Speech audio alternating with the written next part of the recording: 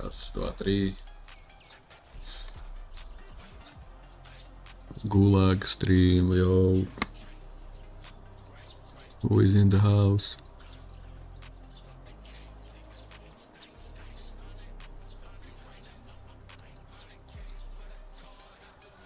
It's Friday.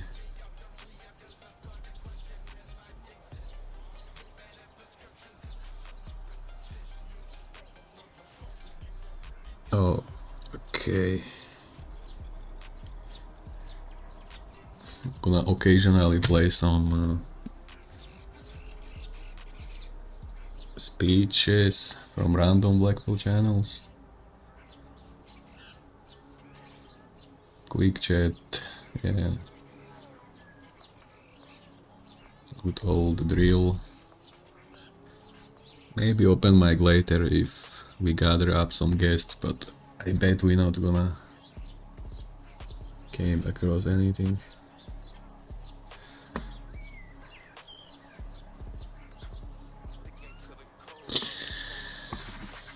Oh, fuck the beard. Kurwa.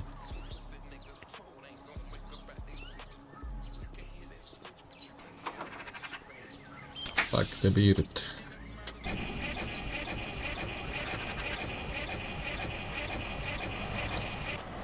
Yeah, fuck the beard. Bang, I smashed your Volkswagen. Who parks like that? Retard. Fuck the beard. You deaf. Remove the beard. Petition to remove the beard. You have no idea what mental damage this beard is causing me after.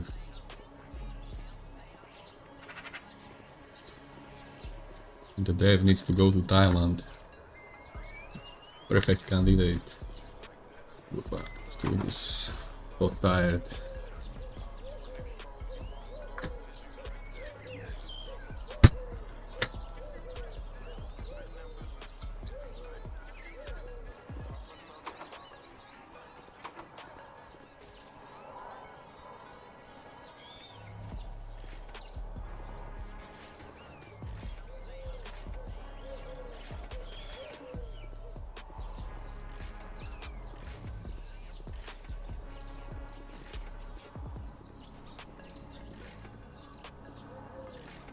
What the fuck is wrong with you? Oh, that's my barrel.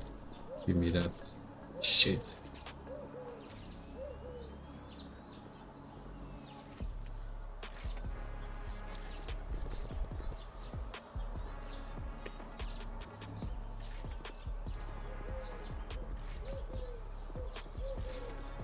Yeah, fuck it, let's play the clip from EmperorDion. He made some good videos recently. Bridging some understanding or some potential misunderstanding some of you guys might be having about my channel. You guys might be wondering, some of you might have stumbled upon my gold pill videos and me talking about the monastic ideology and this and that, and like some of you may realize, what the fuck even is this shit? Like what even is monastic? What is monastic? Why is monastic? How do monastic? Well, let me explain all that. So largely this monastic thing, it comes from a natural progression of the pill dynamic. You guys know about all the pills in the manosphere, right?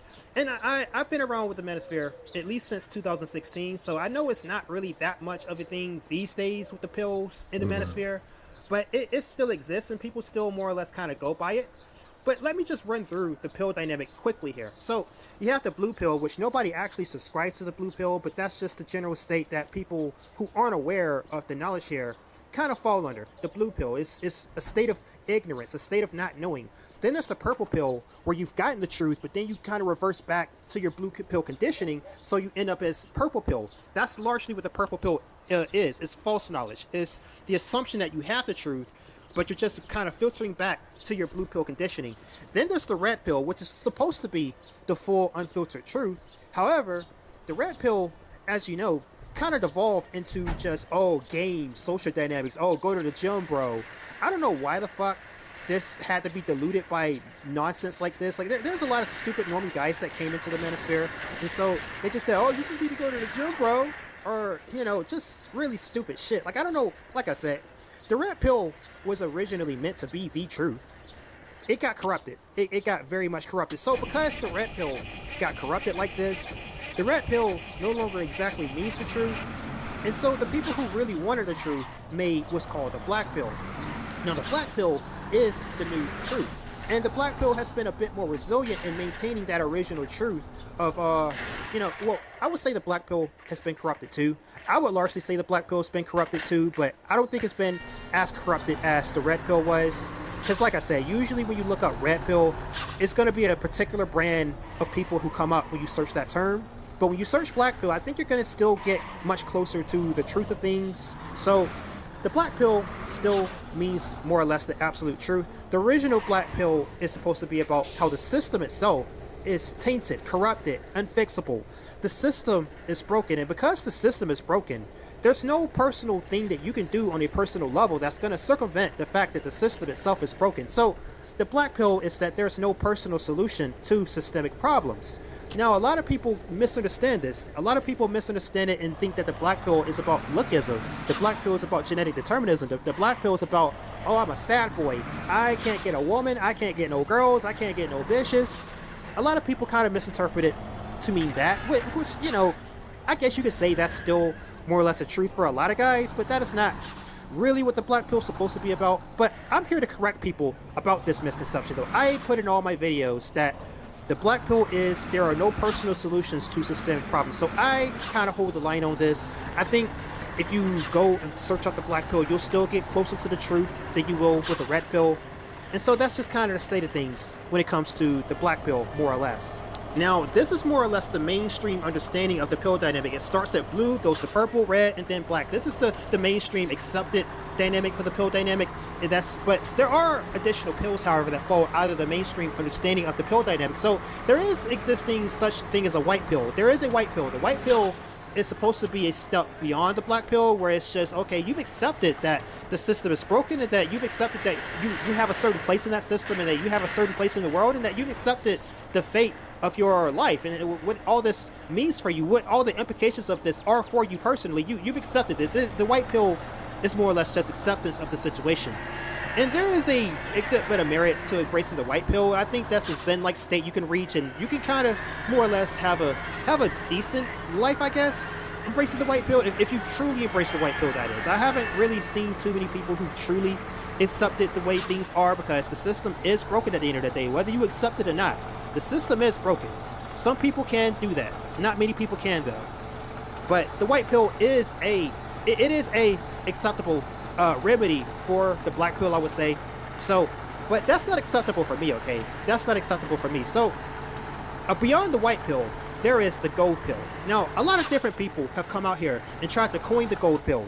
And I've spoken out against these false prophets of the gold pill before, but there's been several people who they just come out here and say some shit and then they coin the gold pill, and they don't do this off of a deep understanding of the previous pills, and that's the problem. If you don't understand the previous pills, then how are you going to coin the gold pill? The gold pill has to be something that not only pushes the envelope forward, but it's got to be the ultimate solution, because gold, the color gold, this is it, bro. This is it. This is the final pill. This has to be the pill to end it all. I'm the creator of the gold pill, by the way. I will always claim that, because I deserve that title, because I made the gold pill off of a deep understanding of the previous pills. So the progression from the black pill, the logical progression from the black pill to the gold pill, first off, let me remind you, the black pill is that there's no personal solution to a systemic problem. Now, here's another definition that I'm going to give you only in this video.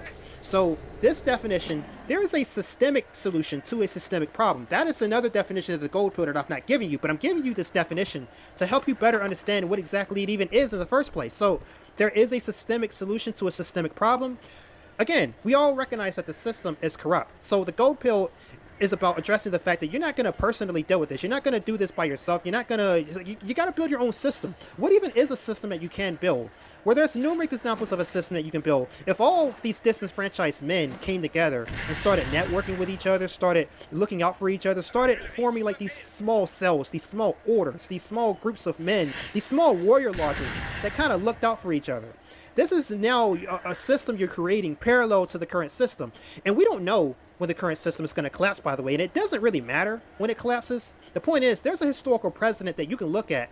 One of these historical precedents is the monastic orders. All the various monastic orders of the past, so there were monastics during the Roman Empire. When the Roman Empire collapsed, there would be all these monastic groups that still existed, and like people kind of cluttered around these monastic groups, and that's how you got civilization going through the Dark Ages, is via these monastic groups. There was also the Knights Templar. The Knights Templar was a monastic group.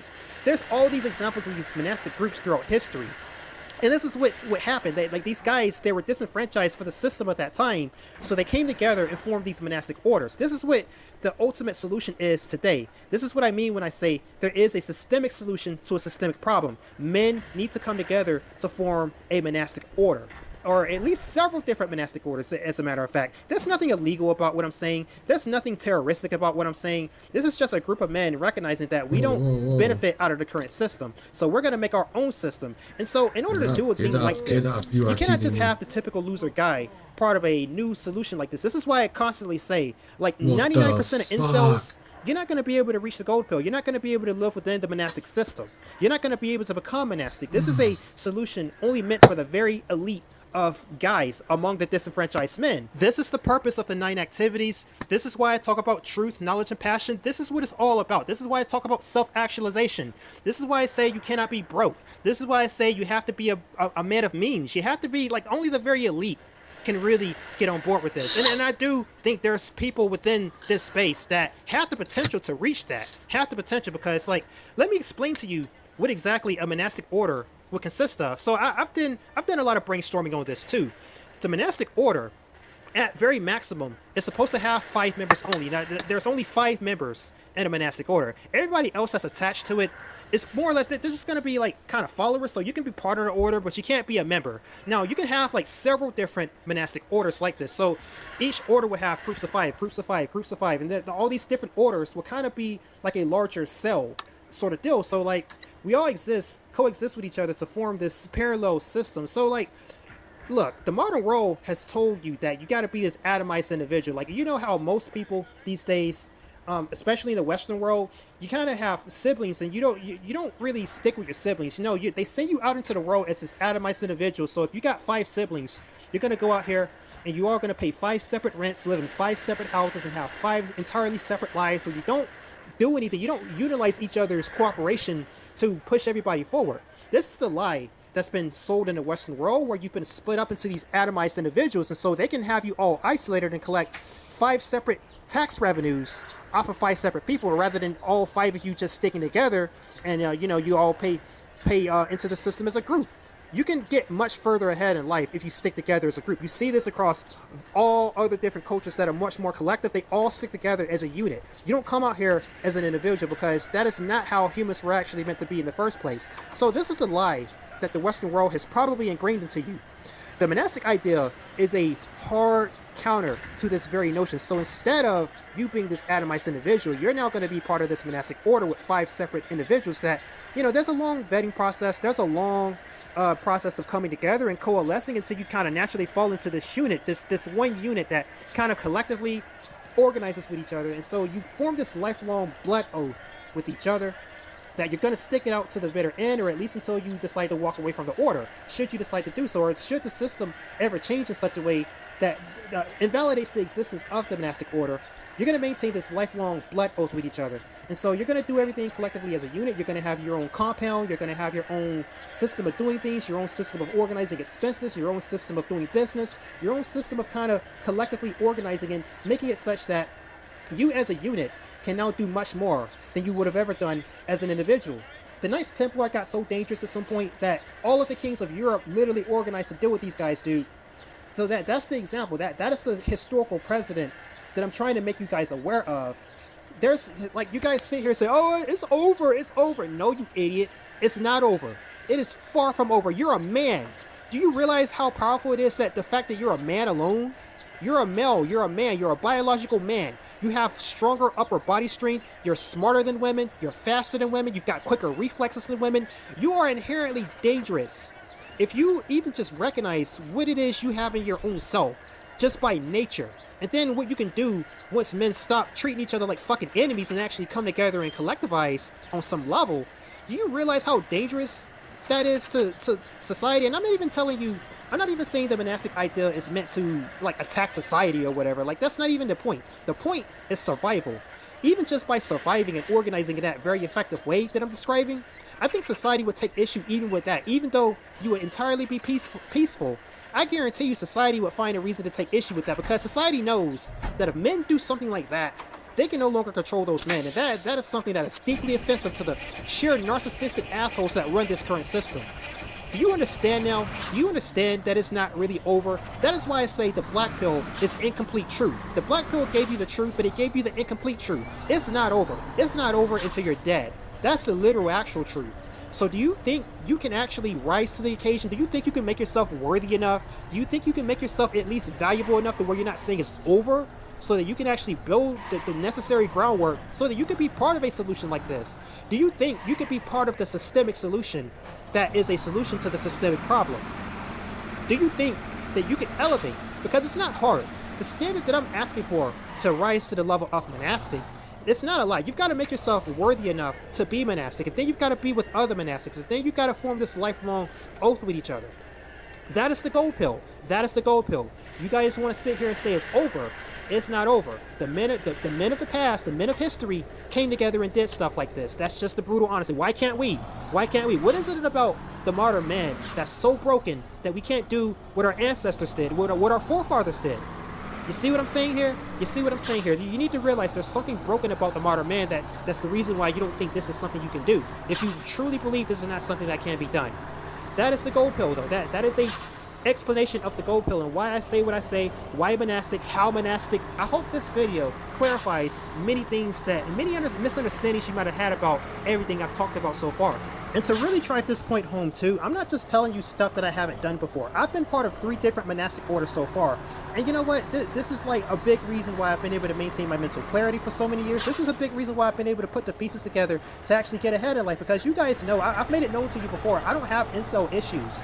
And, you know, a big reason why I've been able to kind of see through the cloud of the bullshittery in the world and the typical things that hit the modern man these days, the reason why I've been able to elevate, despite the fact that I'm exactly the type of guy that falls within this disenfranchised man group, the reason why I've been able to elevate is because I've been part of these monastic groups before. I've been a part of it before, dude. You know, the first time I've been part of one, it was comprised of the wrong types of people, okay? Like, it was part of people who just didn't measure up in the ways that I outline nowadays. That's why I talk about how much you need to be exceptional and this and that. I truly believe, due to my first experience with this, that you've got to be a man who's just not a loser. My first monastic order, it was full of losers, okay? It just wasn't going to work out. Bro, this is why I say the things that I say. You're in good hands listening to me. I've been part of these things. I've done it before. I know what the hell I'm talking about. You're not listening to somebody who has no basis in reality about what I'm talking about, because I've done what I've talked about. This is why I always say you got to be exceptional. You got to be exceptional. You got to be exceptional. You've got to go on a monastic pilgrimage to kind of find yourself, to kind of find the clarity necessary to really understand who truly you are and what you want. You've got to find within yourself the strength, the courage, the willpower. You've got to go on this monastic pilgrimage and really kind of grow yourself on these hard questions that's going to allow you to have the clarity of mind to push forward in the ways that you need to become exceptional, to stand out from the crowd, to rid yourself of the toxin of the modern man, to rid yourself of the poison of the modern culture. Most of you are still corrupted by the modern culture, whether you realize it or not. This is why you might have some of the preconceived notions you have. This is why you might come at me and not understand what this whole monastic thing is about. This is why you're not able to understand, but I'm still part of a monastic order to this day. My monastic order, we come together, we have deep and meaningful conversations, we network with each other, we make suggestions to each other. If it comes down to us actually doing something, I have full confidence and faith that we're going to come together and make shit happen if it comes down to it. And we're not terroristic. Again, we're not a threat to society. We have no qualms with society. We just are happy with the fact that we have our own system and that we, at the end of the day, should it come down to it, we're going to be fine regardless of what happens to the system because we're disconnected from it. You've got to go on that monastic pilgrimage to disconnect yourself from society. And the only way you're going to be able to do that is if you've made yourself a man of means, if you've made yourself exceptional, you've separated yourself from the herd, from the crowd. And so I'm not telling you something that I myself have not done. The reason why I'm able to kind of ascend and the reason why I'm able to say these things with full confidence is because I live it. I am it. I am monastic. I'm part of a monastic order. And this is why I tell you the things I tell you. So, just in case you're thinking, oh, this is bullshit. What are you talking about, EmperorDion? We can't form a monastic order. We can't do this, EmperorDion. Bro, I'm literally doing it. I'm literally Whoa. fucking doing it. This is the Sleep. gold pill, man. I don't care what the fuck you say. The gold pill had to be the final Yes. solution. This Based. is it, man. Thanks. The only final solution that I've stumbled upon in all my years in the metasphere is this. If you're a non-select man, if you're a disenfranchised man, I'm telling you, you're more than likely not going to quote-unquote ascend. Even if you ascend, that's not going to be a solution. What? You ascend and get a woman? Okay, well, the woman's just going to divorce you. Yeah, Emperor is correct. I know him for like 5 or 6 years, and I know he joined a lot of, I guess, red, black, gold, whatever pill groups. What happened is people were insulting him for no reasons. It's the ad hominem bullshit, the bucket crap mentality. Monastic group, that's how he call it. It's in that case we are also monastic group, I guess. Yes, Leak, thanks for shekels. But yeah, everybody save your shekels for tomorrow. Mercer Dark Pills is doing live stream. I think I might also donate tomorrow to motivate other people to donate.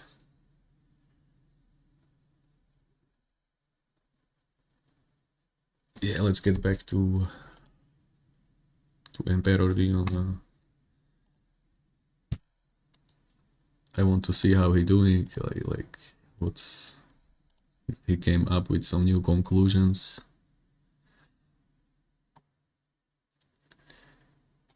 Yeah, he also made video about the epidemic of these channels who are AI narrated with fictional local stories. It's actually a lot of channels like that. And what we figured out from comment section, like this is something like local stories on demand, basically. Yeah, that scammer Loser Max is doing that, and it's highly effective to trigger the algorithm. But it's not genuine, it's not real, there is no authenticity. It's basically you are just reading, or let AI read another AI generated content from, let's say, ChatGPT. You tell ChatGPT something like, hey ChatGPT, generate me very funny, embarrassing story about incel ABC and do happened XYZ, and suddenly you have a small story generated, which is so ridiculous and funny and most likely not true. And I'm telling you, like, these Zoomers and Gen Alpha, they love that shit, bro. The younger the person, the more he likes ridiculous, embarrassing stories, you know?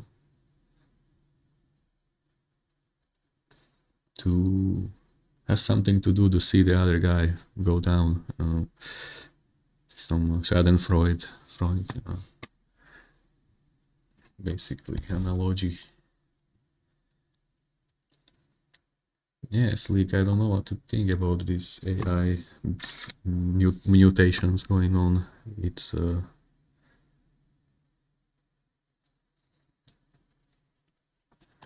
yeah, let's see. The woman's gonna fuck you over. The woman's gonna do. The system itself is broken. There's no ascension that you're gonna do that's gonna get you into the system and have that work out in your favor long term. There's no personal solution to systemic problems. You should know this. There is a systemic solution to a systemic problem. So get it through your head. If you recognize that you're just not able to come on board with the actual gold pill, then, well, I applaud you for at least being honest with yourself, you know? Because, like I said, a lot of guys aren't going to be able to do this. A lot of guys aren't going to be good enough to do this. A lot of guys just don't have the gears worthy enough to hack it with this kind of solution. It's either going to be something like this, or you're just going to have to embrace the white pill, which if you're not able to do that, then you're just going to be stuck in the black pill, which the black pill will kill you. I mean, it's literally black. Black represents death. So while you can find the truth in the black pill, if you stay in the black pill, it will kill you. That is one thing I will promise you, and that is advice. Let me know down in the comment section below. What do you think about what I've said so far? Do you understand why I talk about what I talk about? Do you understand what the gold pill actually and truly is? Do you understand now, just in case you're one of these people that had a misunderstanding about everything I've been saying about every video I put out concerning the topic? This video is the video that should, if you don't understand it now, then you're really and truly not who I want to talk to anyway. Really and truly, honestly, the majority of people who watch my channel are not the people that I really want to be talking to anyway. Because as I've said numerous times, most of you aren't going to be able to get on board with the gold pill anyway. I do believe there's some of you who have the potential to, though. So that's just all there is. That's just the brutal and honest to God truth about the matter. So with that being said, I think we're going to wind this down. I think the battle footage that I have for this video is already long over. I think I might have overshot my video footage here. So we're definitely going to go ahead and end this off right here. I think I've said all that needs to be said. If you don't understand it now, then you aren't meant to understand, and like, just forget that you ever saw this video. But if you do understand and you're intrigued about it, well, you know where to find me. The link to my Discord server is in the description of this channel. This has been EmperorDion the Lion, and I will see you guys later. Thank you for listening. Peace. Yeah. I'm gonna play another video. I found it just now. It's about the AI YouTubers, basically. But especially like the inkwell pretending LARPing, inkwell LARPing AI YouTubers, bro. This almost sounds like a title for a bad movie. What the fuck?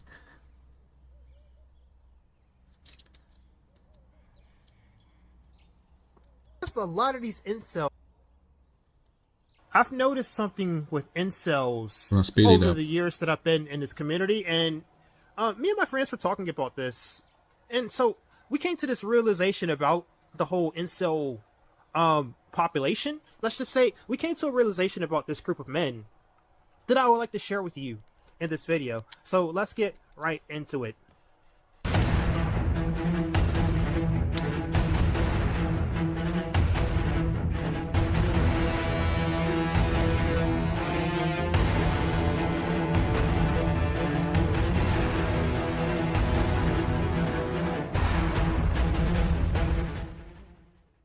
Right, so there have been a countless number of incels that have come through the block.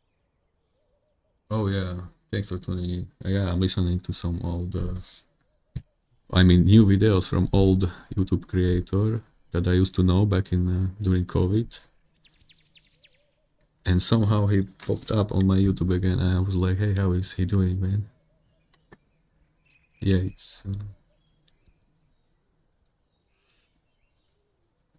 it's funny how your YouTube feed sometimes surprise you with some familiar stuff from the past, but at the same time, YouTube kind of over time it hides from you some type of feed that you would probably be interested. You know, an overlap of two shit fucking algorithms. Yeah, let's watch that video from Emperor. Where is it? Because I can't say it that good with my shit accent, that's for sure. These guys are more fluent in talking. Black pill space and have to it. So there have been a countless number of incels that have come through the black pill space and have come and made content. And there's been a few standout names amongst this crowd. There's been a countless number of them. And so over the years, I've watched quite a few channels. Like I certainly haven't seen close to all of them, because like I said, there's so many of them, but I've seen a few individuals in particular. Like one of the people I'm going to specifically bring up in this video, just to push my example home on this, is DBDR. Now, of all the incels that have come and gone through this community, DBDR is the one who actually could have made something out of his rantings on his pathetic life.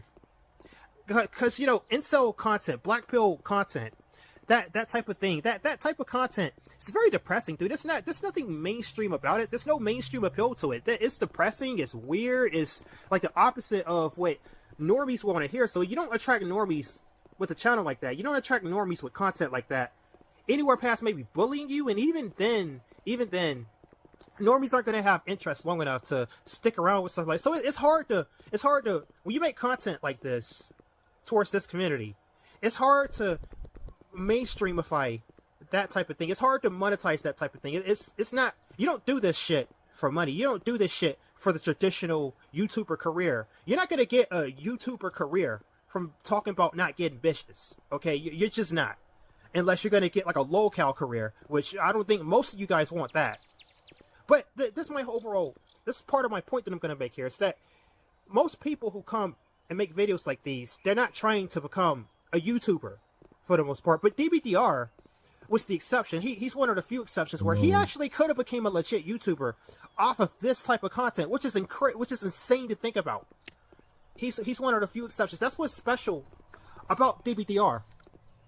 But DBDR he's very endemic of a larger issue in the incel space. Now, this larger issue that me and my friends were talking about, so we were just kind of talking about how we don't like me and my other friend were talking about how we don't like to watch DBDR anymore. And like, so the reason for that, the reason why we don't really like to watch him and others anymore is because there comes a certain point. Like, when you've uploaded for a length of time, when you've uploaded for a number of years, and it's like very, very similar to what I said about Jamil the King too, because this applies to him too. If you've made this kind of content for a number of years and there's been no improvement, as a matter of fact, many guys that make this kind of content, they get worse. They get worse. Okay, like I said, this is like very similar to what happened to Jamil the King, and it's part of why I picked on him. But like DBDR too, like he seems to be getting worse.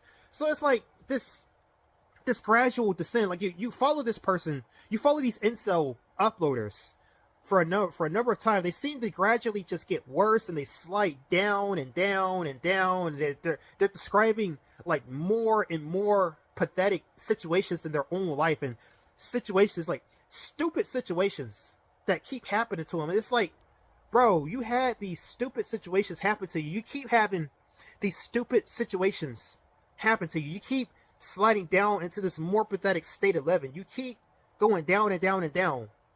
Like this sliding, like you're falling down this slippery slope. Like this stuff keeps happening to you. And you're not learning anything from it. You're not learning your lesson. You're not learning how to escape this. You're not learning how to at least, like, yeah, I get it. You're not getting vicious, okay? You're not getting vicious. But you're not learning how to avoid all this other peripheral shit that's happening to you. Like, you're not learning in that regard. You're not learning in the one regard that you could learn in, that you could influence, that you could change.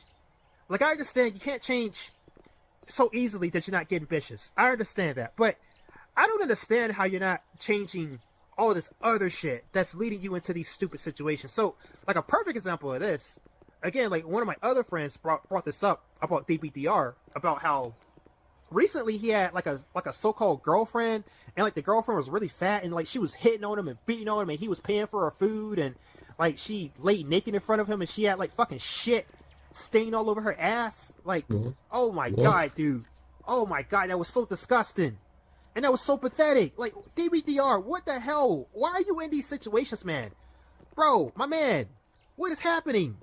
Did you learn the black pill? Did you learn the truth? Did you learn all these things being in this community? Did you learn all these truths from this community? Did you even just like learn from your own life that the world functions in this certain way? Okay, like you know this stuff. You know this stuff. Why are you in these stupid situations, DBDR? It's been how many years and you have not learned anything? You've not shown that you've learned anything. You still ended up in these stupid situations. Like, why are you in a house with an ugly bitch, with an ugly fat bitch, paying for her food, and you're not even willing to fuck her because she's disgusting? I don't understand. I truly don't. Well, my question would be, is it possible all those stories are pure fiction? Is a product of storytelling AIs, which is any language model. I mean, understand how are you in these stupid situations, man. I don't understand. I was never like, dude, with me, like, yeah, like I said, I get it that you can't get a girl, but like, I never ended up in these stupid situations after being black belt. You know, like there was a couple stupid situations I ended up in just as a natural consequence of life itself. But I don't have anything. I don't have anything as bad as what DBDR shared with us recently on his new channel. I don't have anything that bad, okay? Because that's just beyond. That's beyond my capability to fall into. I just don't understand. Truly, I don't. Like, probably the worst situation I've ended up in was I fucked some girl that was in prison. That she got out of jail recently, and I showed up and fucked her. But see, at least I got sex, and at least this wasn't no disgusting woman, dude. Like, she didn't have fucking. She knew how to bathe herself. Definitely, she was hygienic. You know, the only stain against me is that I fucked a prison bitch. But at least I got sex out of it. DBDR didn't even fuck this girl. You know. So, like, I just don't understand. How do you end up in these stupid situations after being in the black belt for this long? You know the world. You know how the world works. Why are you ending up like this? And, like, same thing's true for Jamil the King, too. It's like, why are you still 30 years old with no money? And you can't get no Asian girls. And you... Oh, my God. I just don't understand how these guys don't ever learn anything. It's so frustrating to look at. So, here's the ultimate point. Here's the ultimate point from this that I'm going to tell you about. So, me and my friends kind of realized that there's two types of incels you generally see. You see guys that are incels because they're genuinely losers like that. So, a lot of incels, okay, they, how do I say this? Like, they just are straight up, like, who they naturally are just straight up losers. Like, they're a loser to their core. So, it's no wonder why they stay in incel. Like, they don't ever learn from their situation. They don't ever learn from the black pill. They don't ever stop being in stupid situations by their own design. Like, it might have started out them being depressed because they can't get bitches, but eventually they never, like, mentally progress from that. And so they just continue on just meandering through life. It's like this genuine loser, and they never really account for the things that they can control. Like, they can't control not getting women, but there's a lot of this other stuff that they can control, but they just refuse to. So it's like they go from a situation where they're just an incel and they can't control that situation to a situation where they're just a loser. And they're a loser because they allow many things that they could control to just go, to just be as is. They never took control of the things that they could take control of, you know. So there's a lot of these incels that are like this, that are like this. They'll let the fact that they couldn't get bitches dictate that they don't account for and take control of their other aspects of life. So they just kind of spiral from just being an incel to just being a straight up loser. And then it's like, yeah, no wonder you're an incel, because you let yourself go in all these other ways that you had control of, you know. That's one type of incel, though. The other type of incel would be someone who actually does learn from, like, their mistakes, and someone who does realize that, okay, I can't control my circumstances and when it comes to women, but there's all these other things that I can control. So they take control of those things, and they kind of make gradual improvements where they can. And a lot of these guys, they either learned their lesson enough that they don't end up in stupid situations anymore, or they actually managed to improve their life enough in these other areas to where they can start figuring out a way to actually start getting girls. You know, so like these guys, typically, they come into the incel community for a spell, they learn the things they need to learn, and then they actually disappear from the incel community because they don't need to be here anymore. That's my situation, you know. I don't need to be here anymore. It's actually a detriment for me to still be talking towards this community. I don't need to be here. I haven't needed to be here for a number of years, which that should tell you I'm a real one. I'm a real one. The fact that I've stuck around here, I'm a real one, okay? Because I haven't needed to be here for the last 3 years now. There's no benefit I get out of being in this community.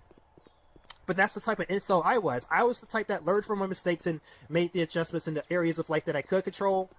And so, like, I was able to create a situation where I genuinely don't need to be here. I don't have these issues. I don't have loser type struggles. I don't end up in situations like what DBDR is ending up in. That's definitely not.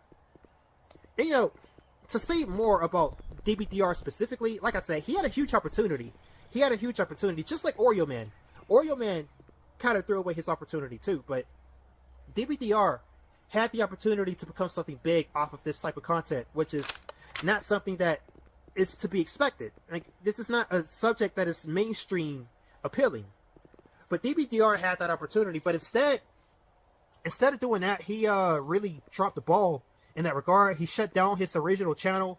He made a new channel, and like on his new channel, he's not really putting out content as good as he used to. Like, because I used to watch DBDR back in the day. His original videos were very structured. He had like a topic, and then he go into some philosophy related to that topic, and then he relate that philosophy to what the topic of the video is, and then he connect them, and then he kind of go through the story as it went along from there, and then he'd make this final grand point that was just like, oh my god, his videos were so well structured in the beginning. He had a very good structure originally. He was very eloquent. He was also very funny too. He had a good amount of humor laced in his videos. He had a very good setup with his videos in the old days. But now he doesn't really talk about a whole lot. He doesn't really say things in a structured way like he used to. He doesn't connect his points. He doesn't connect his philosophies in his videos, and he doesn't make some grand point. He just comes online to bitch about him being in Loserville, his Loserville type situations. He just comes online, puts that out there, and then he doesn't make any further point. It's just, he's kind of descended into what most incels do on YouTube, which is just bitch about the world. And like, I don't think DBDR is doing nearly as well as he used to with his content. And I think he's squandered his opportunity to have become mainstream off of this type of content too. I think he's really squandered his opportunity here.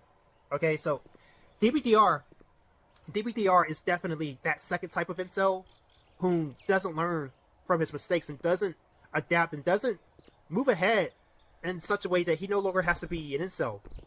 DBDR definitely had that opportunity from YouTube.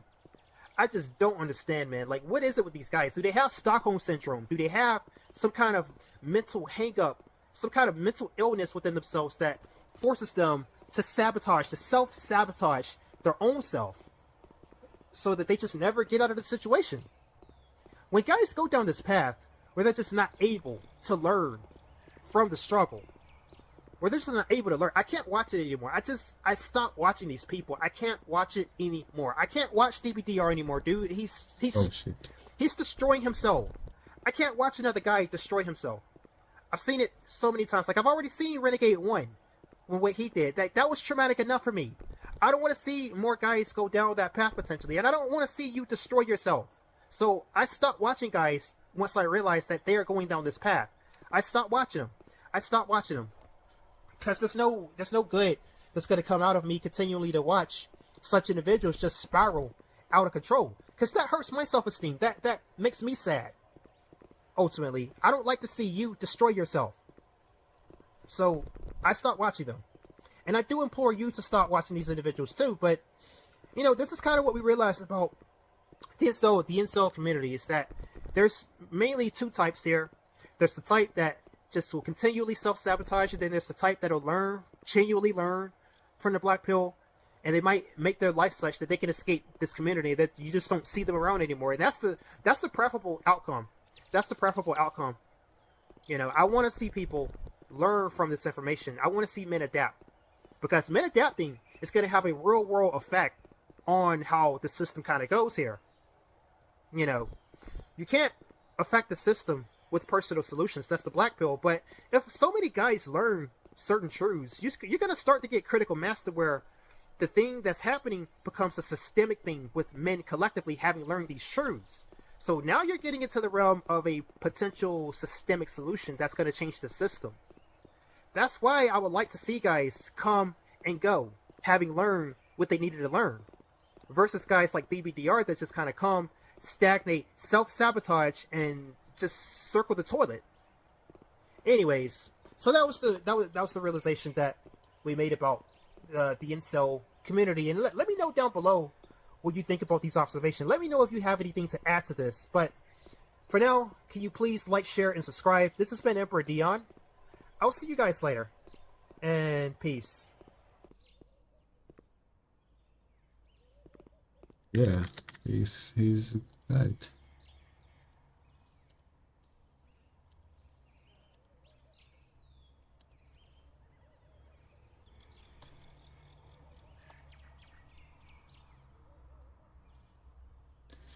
What is this? Fatigue address. Hello, welcome YouTube. Today's topic, I wanted to talk about this fatigue that I've been having all my life. Yeah, I've been having quite a fatigue. The fatigue is real. This fatigue, I've got to get it off my chest. What fatigue? Let's see. Explaining final pill. The only strong morals.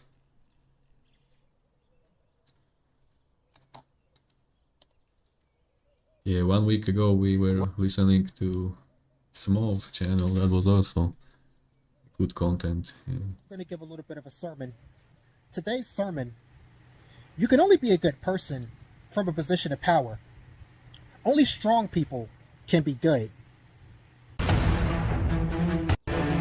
Being strong is moral. Being weak is immoral. Let that sink in, because in case you haven't noticed, we live in a world where might makes right. Might makes right. This is true. You will see this in every instance of conflict resolution between people. The strongest will win, and the strongest will write the rules afterwards. Might makes right. So in a world where might makes right, by extension, people kind of don't realize this, but this is true. I know it sounds preposterous when I just blatantly put it to you like this, but this is true. You can only be strong. You can only be moral if you are strong. So being strong is moral. It is your moral obligation to be strong.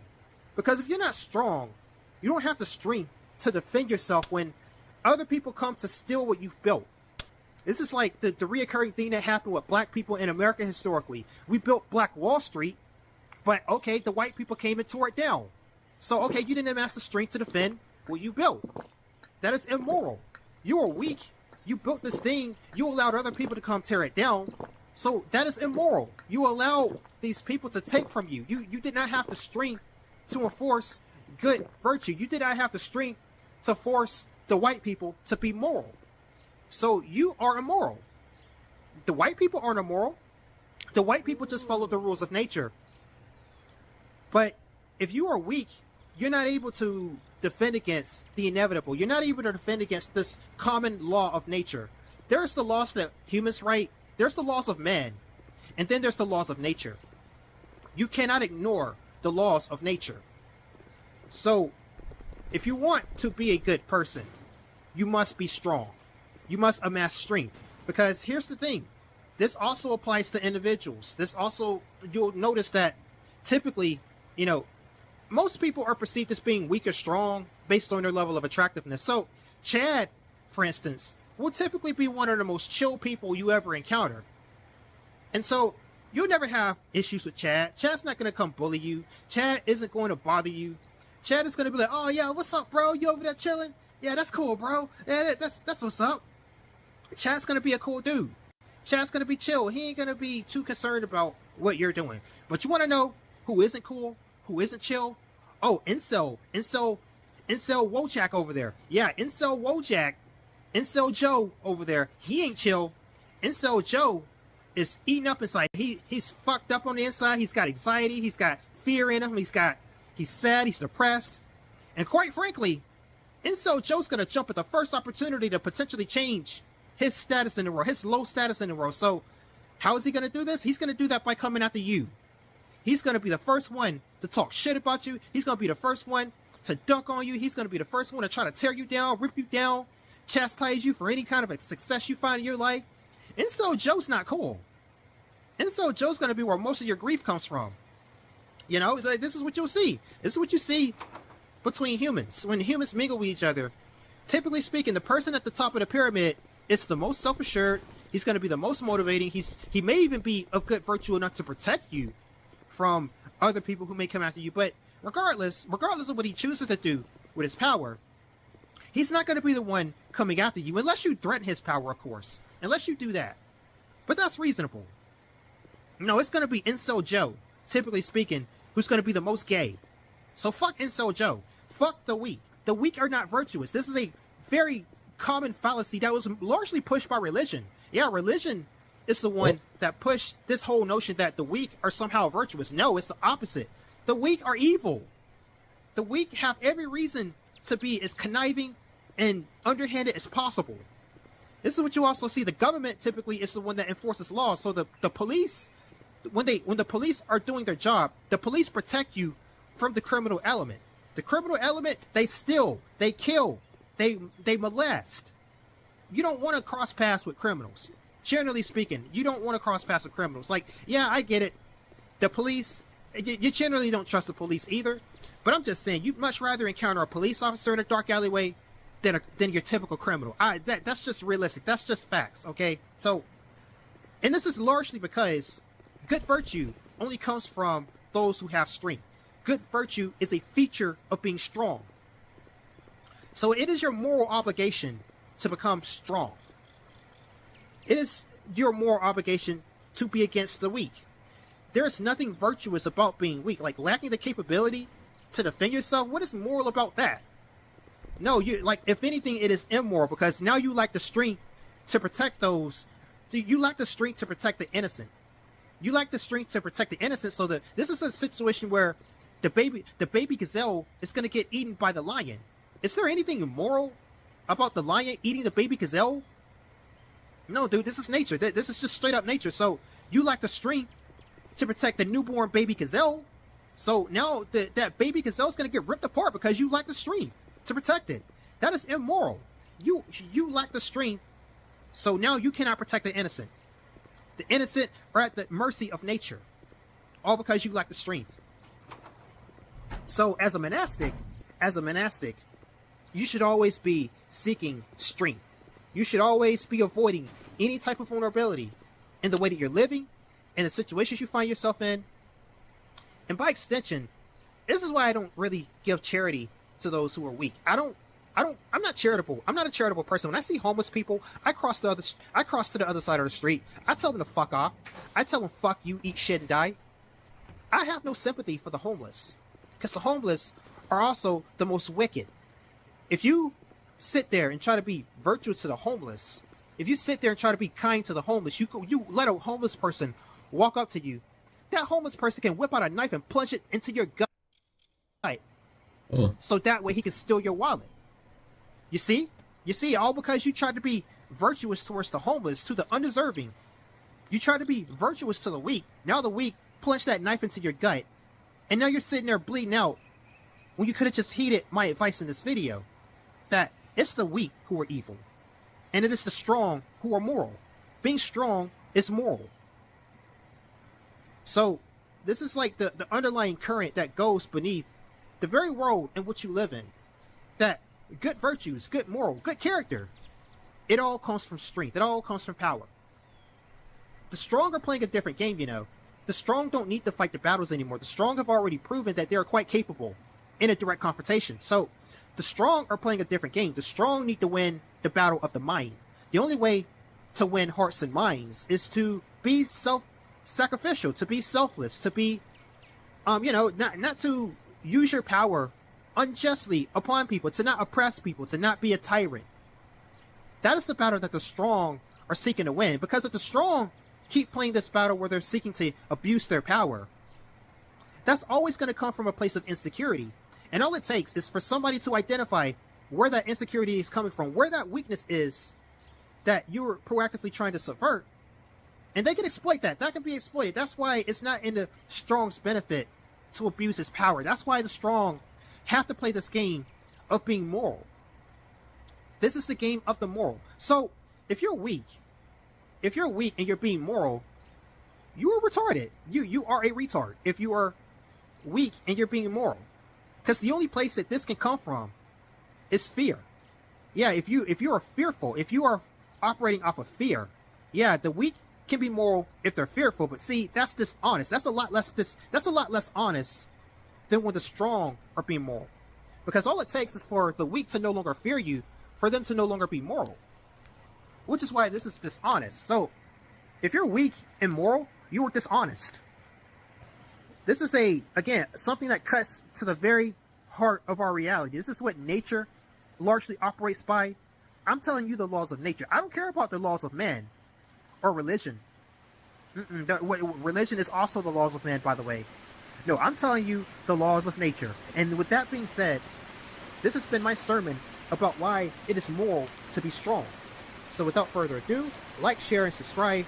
This has been EmperorDion the Lion, and I will see you guys later. Peace. Oh, there's a video about what job market. Welcome, YouTube. This is EmperorDion. We're going to have a bit of a talk in this video. I'm going to have a little bit of a talk with you guys. Because, see, I just started back working not that long ago. I came back to America, which is already not part of the plan. But I came back to America to get a job and work for a little bit. And, you know, I thought it was going to be a little straightforward. Okay, you're going to work these couple months, make a little bit of money, you're going to be back out. No big deal. Nope. Nuh-uh. See, I'm running into quite a few complications here. Okay? For starters, like this fucking shitty-ass company that I joined, you know, it's run by a bunch of fucking foreigners. I don't know what the fuck they are, but they some kind of foreigner.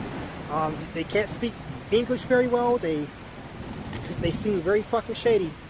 And I'm out here right now stuck on the fucking road, not making no fucking money because they gave me some shitty-ass truck that's breaking down every fucking 20 miles. And so now I'm just out here like, what? I'm out here for fucking free now? Yeah, I'm basically out here for fucking free now, dude. Not making no fucking money. Having to do these fucking foreign motherfuckers that run this company not really helping me out in any meaningful way. They gave me this shitty-ass truck. You know, they made me fucking install all the equipment inside the truck, too. Like, why the fuck am I installing equipment in your truck, sir? To do your job. So already I'm kind of like, I'm just kind of telling you guys like some little stuff that's going on right now. Like, but that gives you an idea of the type of bullshit that I'm going through right now. Because, dude, literally, I've been coming to this conclusion for a long time now.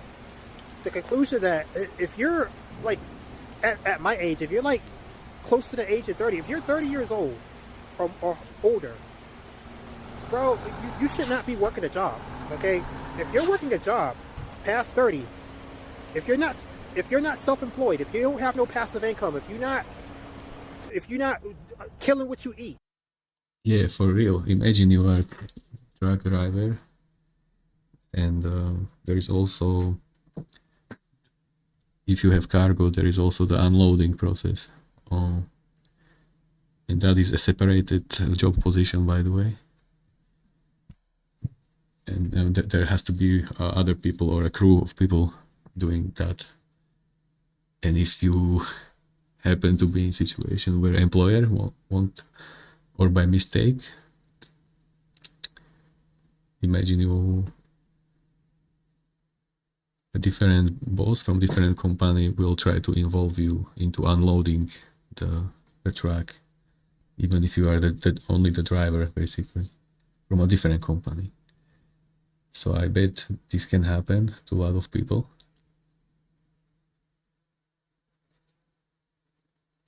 But it's not, this is insane. Yeah, let's see. If you're not eating what you kill by age 30, if you don't have a business, if you're not self-employed by age 30, bro, you're not gonna make it. You already lost. You can't be out here working these fucking jobs past 30. You just can't do it. Because most of the time you're gonna go through various levels of bullshit, especially if you want to be a man. You can't be a man and work a job. I strongly believe that. You cannot be a man and work a job.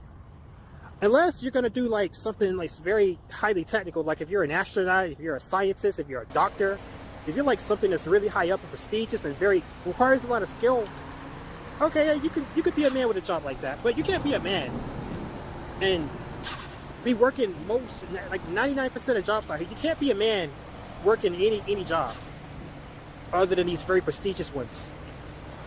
You know, America too feels a lot more unsafe, even more so than it used to, because, bro, literally, I'm in a fucking Walmart parking lot right now. Look at this shit.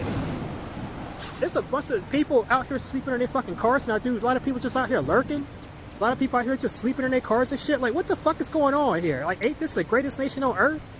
And then I walk inside the Walmart and they got the fucking stupid mainstream normie conformie boomer music playing, and everybody's just kind of going through the motions. It feels like it. Like, I look at people like, are these people happy? Like, are they? They look like a bunch of zombies shuffling around inside the store, pretending like everything's normal, pretending like everything isn't completely fucked. Well, you can literally just walk outside and observe, and very quickly you will see there are multiple things fucked in American society these days. Even just looking at it, even just looking across this parking lot right now, I'm low-key wondering, am I going to have somebody roll up on me and rob me right now? It's bad enough for me to start considering that. So, I mean, bro, if you have not acquired the skills necessary or the means or the assets or anything, if you haven't severed your need for a job by 30, I'm telling you, man, you might as well hang it up. It's already over. It's already over, okay? I know it's a meme to kind of say, oh, bro, it's over, it's over. Like, you guys are talking about how it's over if you don't have the looks, or it's over if you get a girlfriend. Like, fuck all that, dude. No, your life is over. Your literal life is over if you have not gotten out of needing employment by age 30, dude. Bro, what did he say? The music in the bar was playing Boomer Normie Conformi? Oh, that is my new favorite punch. Normie Conformi. Kidding me. Because most of these jobs out here ain't trying to pay you. They're not trying to pay you. Correct. They're trying to turn you into a fucking wage slave. By wage slave, I mean you ain't doing nothing but working and sleeping. And then on top of that, they're going to replace your ass with a fucking AI. Because you can't compete with an AI. Even if the AI does your job twice as shitty as you do, you can't compete with it. The AI doesn't have to sleep. The AI doesn't have to eat. The AI doesn't complain. The AI can make 20 mistakes and still be better than you. So it's like, bro, everything is just getting shittier and shittier. And the people walking around in Walmart are sitting here pretending like everything's normal, like a bunch of zombies, dude, just shuffling around like zombies. Oh, everything's cool, everything's normal. No, everything's fucking falling apart in society, dude. Everything's falling the fuck apart. And I see it. I've seen this for a long time, though. Like, this information that I'm sharing in this video, it's nothing new to me. I've known this for at least 20 years. I knew this probably back to high school when I was starting to look out into the world, and it was kind of telling, like, bro, the real world's kind of fucked. I kind of understood that before I even became an adult, that things were kind of fucked. But I mean, becoming an adult and just kind of seeing it firsthand now, yeah, I'm telling you, things are fucked. And in case you're just now learning this, it's just like what I said. You don't want to be stuck working no fucking wage slave job or depending on a wage slave job for your income. You really, really don't. You really, really, really don't. Because they're not trying to pay you. They're trying to take all your freedom away. So you're getting treated like a little bitch most of the time. They don't respect you. They will, if they could get away with it, they wouldn't pay you anything. But okay, they can't quite take it that far yet. But they are trying to get AI out there, though. They are trying to do that. You can't be a man and have a job. I'm sorry, that's just not, you can't argue with me about this. You cannot be a man and have a job. If you have a job, you're not a man. You're not a man if you have a job. Damn. Most of these companies are very corporate, like I call it corporate communism, dude. How they make you conform to ridiculous, like, standards. Yeah. So you gotta put on your little cuckboy uniform. You gotta be really nice and conforming. Like, you can't offend the woman's in the HR department. You gotta adhere to really gay policies that are just designed to emasculate you and to strip away any type of individuality you might have. Yeah.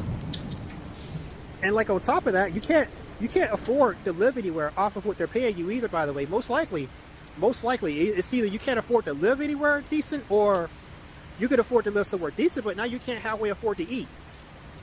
Or to, like, hell, even you're slowly losing money trying to cover all your monthly expenses. So you're just sitting there slowly sinking. And you're not getting ahead. So how is this a man? A man isn't struggling. A man doesn't have to struggle for all of their life and get nowhere and own nothing and be happy. Like, if you own nothing and be happy, or if you're the type of guy that this is going to apply to going forward, you're not a man. I already know half the population's woman. They're cool with it. But if you're a male, if you got a dick and two balls between your legs, I'm telling you right now, you're not going to be a man if you're still working by age 30. You better be self-employed. You better have people working under you. You better be writing your own rules and deciding when you work by age 30. Because this whole shit where you go and get a job and collect your little McWagey slave paycheck, you get your child-sized paycheck for a child-sized man, because that's what you are if you're working a job. That's just not sustainable, dude. It's not sustainable. Probably by age 40, you're going to lose all of your ability to maintain that type of setup. So I'm just letting you know, in case you didn't know, if you haven't figured it out by 30 to where you got your own business, you got your own passive income or something like this, if you ain't got it figured out like that, to that level, by 30, hang it up, man. I don't encourage suicide. I would never tell you to fucking self-delete or anything like this, but I mean, to be honest with you, it's not a bad idea if you haven't figured out these things by 30, because you're already so far behind at that stage that you're just not going to catch up, man. You're never going to catch up. It's over. And I don't mean in the sense that you can't get a woman. I mean, your life is over, dude. Fuck the woman thing. That's like so small in the grand scheme of life. Your life is over if you haven't figured these things out. So anyways, that's all I got to say for this video. This has been EmperorDion. Like, share, subscribe. I'll see you guys in the next video. Good stuff. Yeah, check it out. The next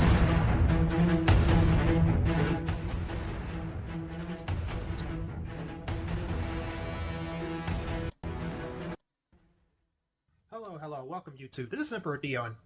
Today's topic, this is something that's been personally on my mind. Today's sermon, we're going to talk about why is it that everybody I know, for the most part, they all subscribe to like some mainstream larger narrative that is pretty popular, and where it's like, well, I know numerically speaking, mathematically speaking, this is most likely to be the case, because if something's big and popular and like widely held, there's going to be a lot of people you run into who have that belief. But I never really run into people that have like their own belief system that they've come up with, that they've looked at the world and come to a conclusion about something like that's unique, like have a unique perspective that's like unique from most people. I never really run into people like that. Like, for instance, I have my monastic philosophy. I never run into people who come up with their own philosophy like that. Never. It's just me. And like this is particularly annoying too, because there's only like a few different overarching philosophies that most people you run into fall under. So it'll either be you run into some hardcore liberal leftist type, and they'll be that to a varying degree, or you'll run into one of these fucking quote unquote conservatives. So there'll be anything from your trap cut conservatives that never do anything and say, oh, you better not take away my guns, and then the government does some egregious shit, and then they don't do anything but just sit there and say, okay, I'll comply, and then like they'll let the police walk up and like take their gun out of their hand just for the sake of maintaining civility and rule of law. Like, what? The law isn't on your side anymore. You should be fighting now. This is what the conservatives do. Okay, it's either that, or you have the fucking alt-right, copyright TM, alt-writer of various kinds. So you'll have like a freaking weird squiggly line person, or you'll have like a KKK, or any of this fucking. They're all racist, basically. Their whole stick is, oh, I don't like brown people. Not realizing that the quote-unquote brown people are the only people that's doing a lot of jobs that are essential to society. Not realizing that if you didn't have brown people, your status as a snowman, as a snow nationalist, like the whole status of being a snow person is propped up on the existence of brown people. The brown people that exist, you wouldn't have this status, and therefore you'd be forced to confront the reality that you personally are a loser, and that other snow people are just going to take precedent over you and tell you what to do, and then what? You're going to divide yourself after that point once there's no more brown people? So there's that. There's also like there's various ideologies based around like economic theory. So you have like hardcore capitalists, you have like hardcore commies and shit like this, and you'll have what's this one thing called ANCAP, like anarcho-capitalism or some shit, like, which is retarded. Like I never really run into anybody that falls outside of like these things that I'm bringing up, though. This is what I'm talking about, like these mainstream popular ideologies. Like, I never really run into people who fall outside of these. there's like what 6 or 7 of these total. Everybody you run into falls into one of these 6 or 7. So it's never somebody who's just like, I don't know, maybe it's because it's the fucking internet. Like, I'm largely talking about people on the internet. When I do encounter people in real life, it's not quite like this. Or if it is like this, it doesn't matter so much, you know? But, like, on the internet, definitely, this is true. You only run into people who fall into one of these 6 or 7 overarching ideologies. It's never somebody who's, like, thought about the world critically and came to, like, a conclusion and, like, a unique perspective about things and have read books and have looked into things with a genuine intent to glean like the truth out of it. Like, you never really run into people like that. Never, like, especially not online. In real life, people don't tend to hold opinions strongly enough to really subscribe to anything. So, like, mostly people in real life, they're just on board with whatever their larger social group is on board with, which is usually not a whole lot. They just kind of care about what they got going on the local level, you know? That's what most people are like in real life. So they might have a political identity or something like this, or some type of ideology, but it doesn't really, it's not really like their whole purpose. Like, they're just kind of existing in the context of where they're currently at in life and what their current environment is around them and their immediate facility. That's what most people are like in real life. So it doesn't matter as much in real life. But tell me, like, what kind of weird ideology do you subscribe to? Pretty sure most of what I get on my channel, it'll either be one or two things, or occasionally a third thing.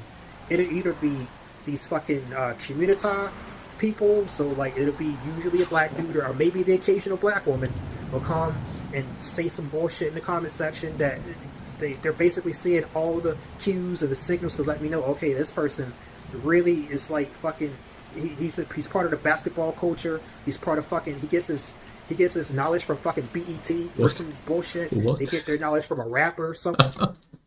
What basketball culture?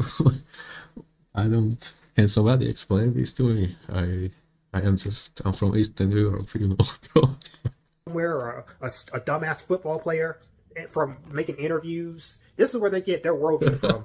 They get their worldview from fucking BET. Okay, so like, there's ways of knowing exactly, like, when you run into these people, they'll say certain things, they'll have a certain narrative. It's usually one of these people, or it's a snow nationalist. So like, usually when they come in, and I don't know why the fuck snow nationalists be trying to make friends with me or anything like this, because aren't you a snow nationalist? Doesn't your ideology dictate that you should hate me and that you should basically be trying to do everything in your power to bring about my downfall just by the nature of my birth?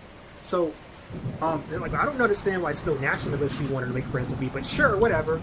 You know, I've made friends with a couple of those kinds of types, and I usually don't really subscribe to what they're saying to me. Like, they usually come with some variation of the J conspiracy, and they try to say, oh, the J's run everything, and I'm just kind of pushing back against that. Like, I don't think so, man. I really don't think that's the case. You know, but you're entitled to your own opinion. Like, leave me with my opinion, I'll leave you to yours. But, you know, as long as you're nice to me and respectful, you can be friends. Like, the irony is that these fucking snow nationalists, too, are usually a lot more respectful than the community types. Like, the community types, they usually look at you as like, oh, you're black and you're not subscribing to our narrative, so how dare you fucking peasant. We're gonna fucking send you to the executioner's block. We're gonna fucking get you whipped up in shape. We're gonna deal with you. We're gonna send the fucking mafia out to bust your fucking kneecaps. That's how they are. They're very, very arrogant. They act like they own you, and they act like they're entitled to your subscription to their narrative. And it's like, well, what have you ever done for me? Not a damn thing. That's why I'm not subscribed to your narrative. Even though I grew up and was born in your community. You know, you did such a piss poor job of doing anything for me that now you have an individual that's supposed to be part of your group that isn't part of your group. So explain to me that. But then, like, these fucking snow nationalists, obviously you can't really go in with them. Like, you can be friends with individuals if they're respectful. Usually they are respectful.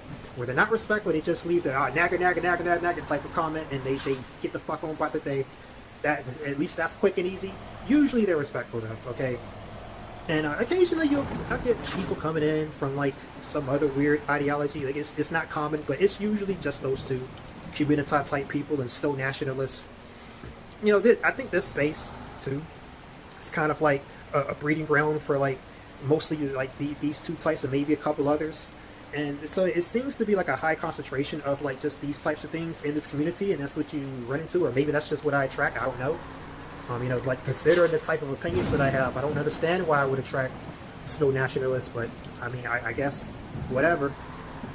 And but it's very not interesting though, like because like eventually you run into enough people of any group of any prevailing ideology. Eventually you're just gonna start to find the holes in what they believe, and you're just gonna get annoyed at constantly running into these people. You know, it gets boring. Like they always come with more or less the same talking points. It gets boring, dude, and it's like I'm a adapting person. Like it's easy for me to constantly look in at something and kind of poke holes in whatever thing you come at me with. You know, like the human mind is able to do that when it's focused towards something. So, you know, it just becomes boring. And I wish there are more people who were kind of more like me who come up with their own ideology, you know, because that would be, even if you come up with like something retarded, like that would still be more interesting than like one of the 6 or 7 mainstream ones that everybody kind of believes, you know. So anyways, what do you think about this? This has been EmperorDion. I'll see you guys later, and peace.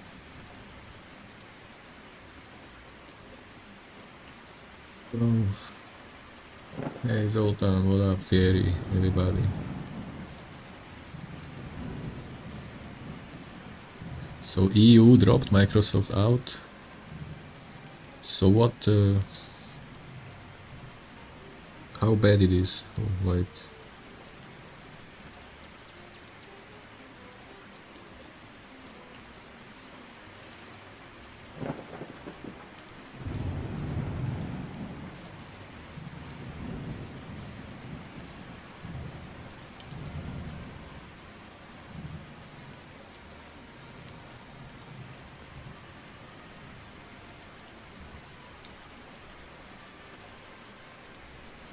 yeah, the basketball and football. I am that is something I know the least of, basically. I don't know nothing about certain types of sports, like. But then I know too much about some other type of sports, so yeah, I guess that's the overlap when two guys meet. One starts to talk about rally, yeah, motorsport, and the other starts to talk about like some athletics, yeah, something physical, I don't know.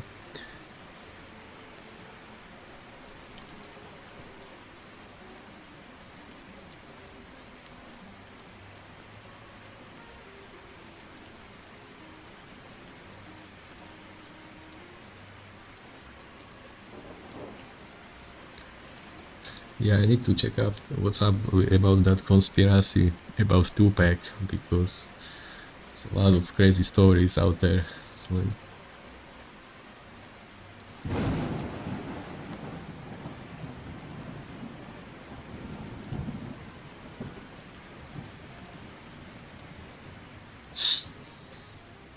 okay, let's check out more video from Emperor. It's a good background. Yeah. Kanye West.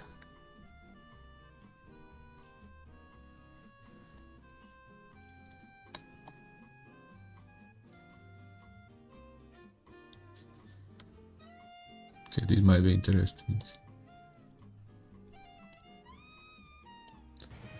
Hey, welcome YouTube. This is EmperorDion. So, what happened with me lately? I went back into truck driving a week ago, and it turned out into a complete and absolute dumpster fire. So, more or less, what happened? This company that I joined was like some company run by a bunch of foreigners. You couldn't understand their English really at all, but that wasn't even the issue. The issue was they gave me and my co-driver a shitty truck that we couldn't drive down a road, and would shut down on us in the middle of the road, and was very, very dangerous. And like, they wouldn't give us another truck for like 3 days. We had to put up with this shit for 3 days. And the name of this company is GR Express, by the way. So I'm not even going to worry about putting their name out there, because that is one shitty company. But yeah, more or less, they kept putting us in the shop for 3 days straight, and then like finally they had to bite the bullet and get us a new truck. And then when they got us a new truck, when we got the new truck, that truck was shitty too. That it shut down on us going down the highway. We were on the side of the road for something like 4 hours, which is insane. What? And like, by that point, me and my co-driver were fed up, and so we like, me and my co-driver were cool with each other. Like, he was a real bro. You know, his name was Julian. He was this Hispanic dude. Me and him hit it off pretty well. We were pretty cool with each other. So, you know, I did have a cool co-driver during this whole experience, but it was one shitty experience. So me and him, more or less, we got off of the, we got a third truck, which was like, by this time the truck actually was safe to go down the road as far as we could tell. But we had already had it by that point. So we took that truck back to the lease shop where they got it from. We took it back there, and we said, you know, it's been real to each other, and we both called a separate Uber, went to the airport, and we both went home. And now I'm back home here talking to you right now. But I say that to say that this experience, I already knew this, I already always knew this, but now especially it's been driven home to me. And I'm kind of ashamed for not living by my own principles here. You see, jobs are scams. Having a job is not the best move, okay? And I you know what, this is going to be a whole topic here. This video is going to be a whole topic because everybody, for whatever reason, believes that you have to have a job. Like, yeah, if your imagination is such that you can't think of anything else you could be doing besides working a job to get money, if you lack the imagination, then yeah, sure, you go ahead and believe that having a job is the only way to make it in this world. Because I'm telling you right now, it's not. It's definitely not the only way to make it in this world. The world requires you to have money for the most part. But what most people don't really understand is that this is not how your ancestors lived, dude. Do you think your ancestors had to submit a resume and go through an interview that only certain personalities can get through? Because if you don't have the personality to get through something like that, you're just never going to have a job. You think your ancestors were working 40 hours a week, up to 80 hours a week for a wage? You think your ancestors had to sit in bumper-to-bumper traffic commuting 3 hours a day? Do you think your ancestors lived unhealthily in a cubicle or whatever job you do? Do you think your ancestors were contractually obligated to do work in exchange for fiat? Because I'm telling you right now, your ancestors did none of those things, and they lived just fine. Like, yeah, maybe they got afflicted by disease and war and famine and shit like this, but I guarantee you, they did not live such empty and unfulfilled lives working a job. No. This is the lie that modern society has sold to a lot of you guys. And even I already know some of you guys in the comment section are going to come at me like, oh, there's no other alternative, bro. Yes, there is. Even today. Even in today's world that is highly financialized and you need money basically for everything, even today, it's possible to make it out here without a fucking job. That's just facts. And if everybody stopped working and if everybody stopped being sold this lie, what do you think is going to happen? The system will come crashing down. Thing is, they're making AI these days, so it's about to be enough time that you guys believe this lie, to which they finally develop something that can subvert your ability to just stop working and change the system. Like you're coming up close to where you're not going to be able to change the system by walking away anymore. So good job. Humanity sleptwalk, and all of humanity got gaslighted into believing this lie long enough such that now they can make it into a reality. Now, once they get AI, you're not going to be able to change the system by everybody walking away and stop believing this lie. You're not going to be able to. But let's get right into it. Let's get right into it. I'm already 6 minutes in and I haven't gotten properly into the topic, but you know, this topic was prompted by somebody who commented something not on my video, but on somebody's video, basically saying there is no other alternative to working a job. I disagree. There's lots of alternatives to working a job. For instance, you know, just the simple fact that most jobs these days are so unbearably bullshit. Like this corporate commie culture that seems to be at every single job you go to now, where, oh, you first of all gotta have a certain personality just to get through a job interview, which already cuts out a lot of people right there. Like that definitely cuts out me. That's why I went to become a truck driver, dude, because you don't have to do a job interview to become a truck driver. No, you show up with a CDL, you got the job. And if you pass a road test, you got the job. That's it. But if I had to go through a job interview, I would just never have a job. So what? I'm just supposed to be homeless? Okay, but like, there are ways around with needing a job. You can literally just Well, I don't want to tell you what I do because I don't want you to do what I do. I'm selfish in that regard. I'm very, very selfish in that regard. But there are lots and lots of ways. Like, just look at the way our ancestors lived. Like I said, like, this is the key. The way your ancestors lived is the key. Because your ancestors didn't live like this. They didn't, like, this is the lie that you've been sold. Your ancestors lived around their friends and family for their entire life, and they were happy for the most part. Life made sense to them. They did not work a job. Insofar as that they did do work, it was the type of work that was for their survival. It wasn't like meaningless work. It was for your own survival and sustenance. Maybe they tilled the land, maybe they worked a farm, maybe they did some manual labor related to these things, related to their survival. Work like this would be meaningful to most people. And they didn't have to spend a whole lot of time, like, doing work for your own survival doesn't consume nearly as much time as a modern job does. I tell you that much. You didn't spend 40 hours a week doing this type of work. Typically, it was very seasonal. So you'd work really, really hard for a season. And then for the rest of the year, you would just live off of the fruits of your labor until the working season comes back to where you do it all over again. And so you spend a lot more time experiencing life. Now, granted, you maybe didn't have access to the global market and to travel back in those days unless you were nobility, of course, but you didn't need all that. Everything that was relevant to you existed within a 20-mile radius of where you were born. And quite frankly, considering all the things that are true about the modern world, such as online dating and social media and women basically finding the majority of men unattractive as a result of having access to all these things, and just the sheer damage that is done to the human dynamic between people these days. Considering what we know about the modern world, maybe that was not a bad system where we didn't have access to the internet and to be able to just travel anywhere we want. Okay? Because, people had a much more human existence historically versus now, where we've been sold this lie that you need to work a job, which is not true. We've been sold this lie, and you're more unhappy for it, and people are not getting together or coupling up or producing children or even producing works of art. Even artwork, the artwork that a society produces shows you the health of that society. We don't produce artwork. The AI systems that are replacing people these days are the ones making the artwork, and they make their artwork based off of past artwork we produced.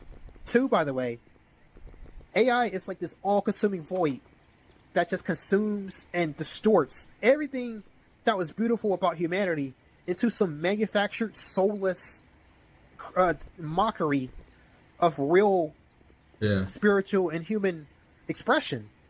Mockery. Okay, so this lie that we all believe, this lie that we all follow, I don't follow it too, by the way. Part of being monastic is that I don't follow lies that modern society has given us. That is a huge part of being monastic. But this lie that you likely believe that you need a job, yeah, it might be true for you on some level that you need a job, but that's because you believed it for so long that you're now in a position where you can't function without a job. Yeah, good job. You believe a lie long enough, it will become somewhat true. What you believe is what your reality will become. This is something that so many people don't understand about reality. Like, your reality is what you believe at the end of the day. And yeah, there is the reality, and then there's your reality, but your actions, all your subtle actions are going to be based on what you believe, which is why I say what you believe does become your reality, because your subtle actions that you make, which do influence the real world around you, are always based on what you believe. So this is what it is. This is a good chunk of what it is. You believing that you need a job is why you need a job. But I'm telling you right now, because most of society has gone long enough believing this, and that AI is now on the horizon to take over the functioning of how the system currently is, well, it's like now we're going to enter a stage where everybody walking away isn't going to stop this system. It's just not. Okay? And then this unnatural world that we've created is going to be able to exist forever. And then what? I think humans will find themselves back to a human existence one way or another. I do strongly believe that, regardless of the fact that AI is going to become a thing going forward. I do strongly believe that we will find our way back to a much more natural and human existence, one way or another. But there's going to be a lot of pain, and there's going to be a lot of people dying never having known a human existence before that happens, including yourself, and including possibly myself. But isn't that ultimately one of the most human things, is to constantly strive in the face of seemingly inevitable odds and to find a way in spite of it? See, that's what I do. I do that. I strive against this overwhelming possibility, regardless of everything, because that's what makes me human, and that's what makes people human. The ability to overcome stiff odds. But anyways, I think this video is going on long enough. I'm gonna go ahead and cut it short here. This has been EmperorDion. I'll see you guys later, and peace.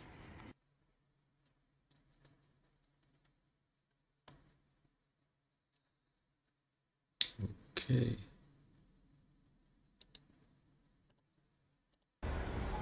Welcome, YouTube.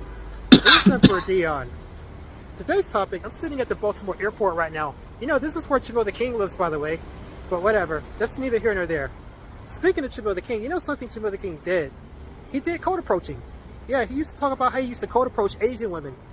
So, today's topic is very appropriate. Today's topic, we're going to talk about why code approaching is such a stupid idea. So, I think this video is going to be pretty quick, pretty short. But I saw a video not that long ago. I can't remember who the YouTuber was, but he made a tier list talking about all the best ways to approach women, or all the best areas to approach women, right? And one of the methods he said was code approaching. And he said that code approaching was slightly better than online dating. And I, like, as soon as he said that, that right there was my cue to just click off of the video right away, because that is the most low IQ thing I have heard regarding this topic. Guys, code approaching is the worst way to approach any woman. Now, in this airport, I see various women walking around basically half naked, dude. And like, obviously I like what I see, generally. Just look in any direction, I'm gonna see something that I like. If you want her to get with that girl, would you then just go cold approach her? No. The reality is that you're either that guy or you're not. So what I mean by that is you're either Chad or you're not. If you're not Chad, you're not going to get your chance. You're not going to get your opportunity. You're going to see all these girls that you like, and you're just never going to get that opportunity, you know? So you have to kind of just accept that. You're not going to do anything more than look at these girls as they walk by. So you're going to be able to look at a piece of ass walking by, looking at their legs, looking at them walking half naked. You might even look at them with their Chad boyfriends, because that's usually what it is. But you're just going to have to accept that you're never going to get that kind of opportunity. So, you know, it's very much like this. That doesn't mean, like, there's a lot of low IQ guys like Chibo the King that doesn't accept this fact, and they think they're going to go out here and cold approach that girl that they happen to like. There's multiple things wrong with this. For number one, you don't know that girl. She's a complete stranger to you. You know, she could be a serial killer, for all you know. And now here you are walking up, That's wanting to talk to far-fetched. this person that you don't know. Why? Why would you want to do something like that, you know? But second of all, okay, well, there's the obvious dynamic that, well, if you're an incel type guy, if you're anywhere on the incel spectrum, which most likely you are if you're watching these kind of videos, well, in order to code approach, the prerequisite skill to code approach is very high extroversion.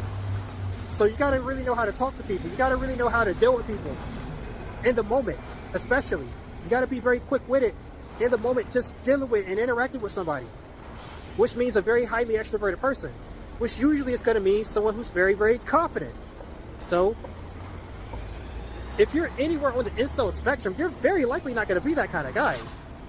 So that's like reason number two why you wouldn't want to do it. And I know there's a lot of incel type guys that aren't necessarily introverts, but even when it comes to that, there's reason number three. Reason number three is that it's very likely, it's like 99% likely to go one way, which is she's gonna say no to a varying degree of severity. And it's just, that you mostly just boils down to the fact that you don't just walk up and talk to strangers generally, you know, especially when it comes to a woman, because a woman's got extra things to consider with some strange man that she doesn't know walking up to her. She's got extra things to consider with that. So, unless you're very, very highly attractive, which you're likely not, that just culminates in the fact that it's 99% of the time going to go one way, which is going to be a rejection. Okay, and it's a sliding scale of how severe that rejection is going to be, but there's a 99% chance of that. And arguably, I would argue more than that. If you're anywhere on the incel spectrum, like I said, which most likely you are if you're watching this video. So that, like, these are 3 solid reasons. All of them on their own makes it such that why would you ever cold approach? There's no logical reason why you'd ever cold approach any one of those reasons by themselves, let alone combined. Okay? Cold approaching is one of the most retarded things you could do. And it's a sign, like the fact that you would even do this, it's a sign that you have no impulse control. It's a sign that you're not very smart. It's a sign that you're not very socially aware. It's a sign of multiple different things that are not going to work in your favor. Okay? So, this is why you should just basically never do it. Like I said, at the beginning of this video, I'm looking around and seeing girls that I like everywhere I look out here. But you just kind of have to accept the fact that you're not going to ever talk to these girls. You're not going to get to know them. You're not going to be able to poke them. You're not going to get with them. You're not going to get their number. You're not going to know this person anywhere beyond you seeing them out in public as a stranger. Again, unless they, for whatever reason, come and talk to you or something like this. That's just something you're going to have to accept. And you accepting that is not a sign of weakness. It's a sign of you being mature about the reality of how things generally are. It's a sign of you having impulse control. It's a sign of you being more than just some animalistic guy that wants to get his rocks off with any random strange woman that could very well have an STD and you don't know anything about her, you know? So, anyways, I think I've said all I need to say on this topic about why you shouldn't cold approach. And you know, I recently made a video talking about why you should never approach women too. I recently made a video about that. I think I really drove the point home in that video, but this video is just a supplement specific to cold approaching. As again, why you shouldn't cold approach specifically. And I think I've made my point very crystal clear. But if you got anything to say, you got anything to cap back at me about in this video, well, just comment down below. And maybe I'll respond, maybe I won't. But just let me know what you think down below. Like, share, subscribe. But for now, this has been EmperorDion. I'll see you guys later. And peace. Welcome, YouTube. This is EmperorDion. Today, we're going to talk about the wall. So, for a long time in the manosphere, there's been this certain narrative, this certain revenge fantasy that has existed within the manosphere that, oh, these women are going to get old, they're going to hit the wall, nobody's going to want them anymore, and then it'll be awesome. We'll have our revenge. We'll get hot young women, and all these harpies will suffer alone and die alone with cats. Wow, yeah. You know, the fact that this revenge fantasy is so popular in the manosphere tells you exactly everything you need to know about the average person who inhabits the manosphere. Basically, low-status men who didn't have options with women in the first place, or didn't have many options with women, and, you know, guys that women basically don't want. That tells you everything you need to know. In fact, the revenge fantasies like this exist because, like, the woman version of, like, revenge fantasies like this exists too. It definitely exists, and usually when you go in groups of women that have these similar fantasies, that they're all like old, ugly, fat women, okay? Like, invariably. So it's the same thing going on here. It's clearly what it is. It's clearly the bottom of men, predominantly in the manosphere, okay? But is the wall true? Is the wall true? Now here's what I'll tell you, because I got some personal experience with this. So the wall is real. It is real. It's not no bullshit concept. It does exist to an extent. Because I'll tell you, like, one of the first girls that I dated going overseas, you know, she was pretty attractive. Like, some of you guys might have even, actually, you know what? You guys have seen this girl before. So you know that short where I'm with that girl in the car? That short. Go watch that short. That girl, that's what I'm talking about. You know, you want to know what that girl looks like today? Because that's been almost 3 years ago. But you want to know what that girl looks like today? I mean, I wouldn't say she's ugly now. I saw her recently. I wouldn't say she's ugly now. But, I mean, she definitely, like, I can see it. You know, as somebody who's dated her, I can see it. I can see how she's gotten a bit older, how she looks more like her mom now, how she looks like an older woman to me, she does. Now to you, I'm sure you still want to bang her out.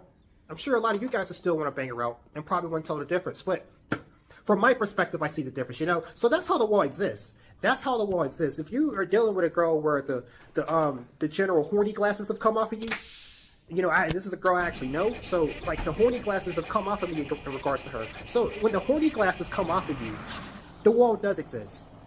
But that's the thing, the horny glasses don't come off of most guys for most women. So, you know, as far as like that context, the wall does not exist for the majority of guys because of that alone. So the wall is absolute coke. A woman can get right up in age. A woman can get quite far up in age before you can really start seriously talking about things such as the wall, crippling them in any meaningful way. A woman can always outdo you sexually, romantically. They can always do it. The main thing, if anything, if you guys want to really talk about a wall in regards to women, if you guys really want to talk about a wall in regards to women, what you should really look at is not their physical appearance, although that's important, but that only comes into play really with a girl you're not completely horny for, which is not the case most of the time. It only happens when you're dealing with an ex or you're dealing with somebody that you're just not attracted to in the first place. But the way in which the wall actually exists for women has to do more with their emotions, because here's another thing about the same girl that I'm talking about. You see, when I first met her, she was a lot more positive and easier to deal with. So that's why we were able to get in a relationship. But today, I can even see it. I can see it in the way, in the stuff she say on her social media. I can see it in the way she talk. Now, like I can see it. She's mean-spirited now. She's kind of just hard to deal with, prickly. She's got like all these demands. She's not a very pleasant person. You can tell that just from like looking at the way she speaks now.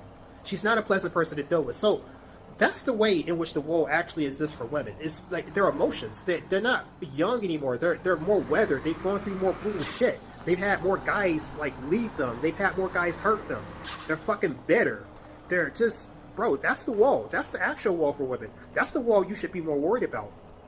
It's that shit, that emotional shit. Once a woman gets like up in age and like, you know, she's not old, but she's over the hump now. She's past 25. Women after that age, they start becoming prickly, dude. They start becoming prickly. They're hard to deal with, and they're not going to change their ways. They're going to go into advanced age still like this. So you're going to see like women in their 40s, 50s, and up. You know, if women in their mid 20s are hard to deal with, imagine how those older women are hard to deal with. So you see, that's the actual wall. That's the actual wall for women, because if you're just talking about physically, I guarantee you, there's a guy out here that is still put it in him. There's almost always still a guy, at least until they're literally knocking on death's door. There's still gonna always be a guy, low down enough, that's gonna just, man, bro, the wall is coke. The wall is absolute coke. You wanna know who the wall actually applies to physically? It's men. It's fucking men, dude. Men, like most men, is where the wall actually applies. Because in my lived experience, you know, I'm kind of glad this isn't exactly shaping up on me. If I comb my hair, maybe give myself a little trim up, you know, I still look relatively young. But most guys, by the time they reach my age, they're not looking so good, man. They look every bit of 30 by the time they get to this age. Most guys don't age like no fucking fine wine. Okay, a lot of guys are fat. They got pot bellies. Maybe they're smokers, so that's gonna reflect on them. Maybe they're going through some hard living, so that's gonna reflect on them. They're gonna look more weathered. They're gonna just, bro, like a lot of guys have been out in the sun doing manual labor. That's going to reflect on their appearance. Like, bro, guys aren't doing well for the most part past 30. I don't see it. Like, some guys, sure, but most guys, no. No, like, the average guy out here, they hitting the wall at 22. And, like, because it's not even just your looks. It's, like, also socially. It's hard for a single guy to really get into social situations, which is largely how you would get a woman if you're going to get one, you know? So, you know, like, you hit a wall at, like, around 22, you're not in college anymore, you're not in any type of a school setting anymore, you're very, if you don't already have a woman more or less locked down, it's going to be very difficult to get one, for the most part, you know? And it's like a full-time job trying to get one after that stage, too. So, really, like, I really kind of agree with, First from Incel-Matics. There used to be a guy on a channel called Incel-Matics. His name was First. First was one of the most high IQ people in this community, by the way, in my opinion. Like, I'd put him up there somewhere around rehab room, maybe, probably even more high IQ than rehab room, I'd say. But first, used to say this, where men hit the wall at 22. And he explained because of these social factors, and that's absolutely true. Men don't have nothing much going forward for them after that age, socially speaking, you know. So it's like you're gonna hit the wall socially at 22, more or less. A lot of guys hit the social wall before that too, by the way. But if you don't hit that wall somehow, then you're definitely gonna most likely hit the wall around 30. You know, because like I said, most guys aren't fortunate like me at around 30. You know, most other 30-year-old guys that I look at, bro, they ain't looking so good. Okay, they're just not. They're just not. And you know, like I really think like this whole revenge fantasy shit, it doesn't serve you any good anyway. It doesn't serve you good even if it was true. It's not true. But even if it was true, like what good is that gonna do for you? Oh, women are suffering, like so? Like women suffering doesn't benefit you, dude. It doesn't, because you know what woman suffering is gonna do?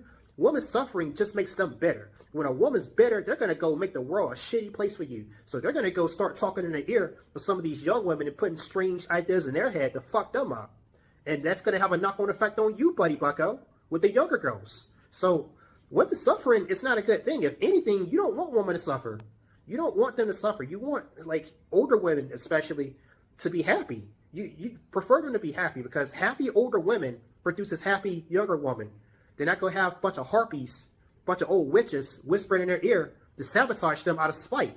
That's how women do, man. They will sabotage younger women for you if all these older women are bitter. So, you know, the revenge fantasy is really, really retarded. It's really retarded. It's short-sighted. It's stupid. You don't want that. You don't want women suffering at any age, really. And, you know, we used to have a society where things are better structured. You know, every talking point of the ministry kind of more or less comes back to this, that we used to have a society that was better structured, you know, that kind of addressed issues like what we're talking about here better than the world does now. So, do women really hit the wall? Not really. But the wall is real. It is real, but it's nowhere near close to like the revenge fantasy narrative that got pushed in the manosphere. You know, it's nowhere near that bad. And you honestly, it doesn't benefit you insofar as that it is true. It's what I'm telling you. So that is my hot take on the wall. And so I think this is pretty reasonable. Okay, so like, share, and subscribe. This has been. Okay, let's see. Hello, welcome YouTube. This is EmperorDion. Today's video, we're gonna call out false prophets of the gold pill. About when it comes to Christianity, Islam, all these different religions, there's always been false prophets. Although I guess you could say most religions or all religions are fake anyway, regardless. But there's always pretenders. There's always people who want to steal your shit. There's always gonna be people who come out here and talk about things they don't understand fully. And so too is it true with the gold pill. Now let this be known right here, right now in this video. I am EmperorDion. I am the original creator of the gold pill. There's nobody who has come up with a more coherent definition for the gold pill than I have. I came up with the monastic philosophy. The gold pill is a philosophy, and it is a way of living that creates a system for which you can prove yourself to be excellent. Because what does gold represent? Gold represents value. If you have gold, you have a lot of money. You know how much gold is worth? Gold is generally very, very valuable.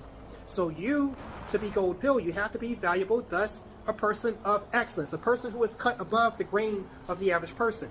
That is more or less loosely the gold pill. I've made plenty of videos talking about what it is. You can go watch those videos. But I am the creator of the gold pill. I will come out here and boldly proclaim that, because I've made the videos, I've made the content, and I regularly check to see who's talking about it or who's trying to. And so we're going to give a brief mention to each of these false prophets that I come across every once in a while when I go and check. So one of the most prominent challengers to the gold pill is this fat ass black dude named Hold the Truth Hostage. I really don't like that guy. Me and him had a run-in because I guess like he stumbled upon my gold pill videos and he got a little bit offended, so he came around trying to like, oh, I'm a certain authority over you. He's like, oh man, that's not a gold pill. You need to come watch my channel. Yeah, I'll tell you what gold pill really is. Then this motherfucker, this old ass motherfucker, I think he's like in his 50s or some shit. It's this old fat ass black dude, right?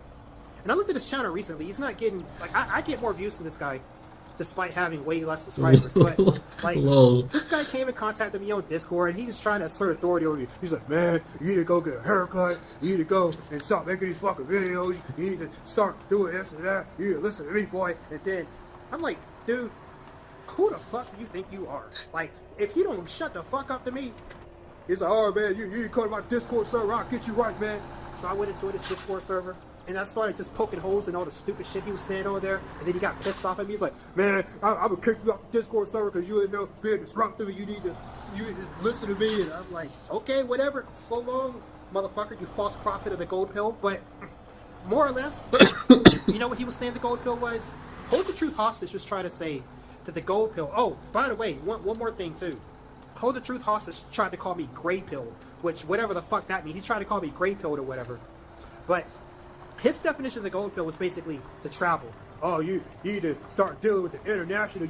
See what your problem is, EmperorDion, is you're dealing with the domestic. You're dealing with the domestic affairs. You need to go overseas, EmperorDion. That's the gold pill. The gold pill is going overseas. Once you get an international mindset, now you're dealing with the gold pill. I'm like, dude, that is the most retarded shit ever. So you mean to tell me that all these fucking rats, you mean to tell me that the Spanish conquistadors were gold pilled? Like, what? All these brats that have been going overseas getting women for how many fucking decades were gold pilled? Like, I don't think so, partner. You mean to tell me that the ninjas, the passport bros that are going overseas now are gold pilled? I don't think so, man. Like, are you kidding me? No. Going overseas is gold pill. Living abroad is gold pill. Are you kidding me, dude? Like, this fucking Hold the Truth hostage. He's a fucking retard, dude. He's one of these older black gentlemen. You know, you can find some wisdom in guys like these, but usually they're very stupid and slow, and they're not very well educated, and they ain't too much saying nothing that's worth listening to, in my opinion. Hold the Truth hostage, I found him particularly fucking retarded, and he tried to fucking assert dominance over me. So literally, he can fuck right off for that. But you know, that was the most prominent false prophet of the gold pill that I can name off right now. Okay, now there was another guy. You guys might know him. His name was fucking Samoan Nomad. This fucking retarded ass Samoan dude that lives in Atlanta was claiming the gold pill, basically. And I was like, I came out here one of his videos and kind of listened to what he was saying about it.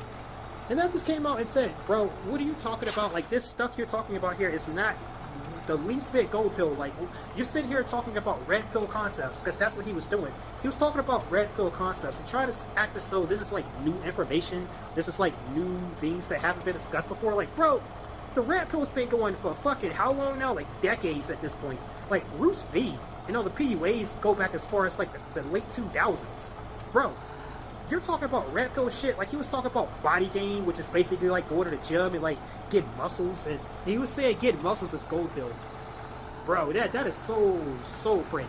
So you see here, I've listed up 2 false prophets of the gold pill so far. Both of them have said retarded shit. None of them come close to as well articulated and as well thought out as my interpretation of the gold pill. Okay?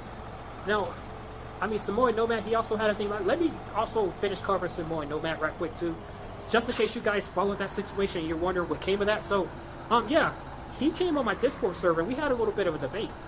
And you don't want to know what happened in that debate, because I know he's going to try to lie about this today. But what happened was, and I wish I had recorded this, but during the debate, I basically shut him up. He got very, very quiet. At first, he tried to say, oh, you're an incel, you're an incel. Then so it's like, okay. I started sending him pictures of me with my girlfriend. I started sending him pictures of me doing all this great shit, and me just being places that you clearly got to have money to be. Okay, I just started showing him, like, you think I'm a fucking incel? Oh, well, here you go. What do you think about this girl? What do you think about this girl?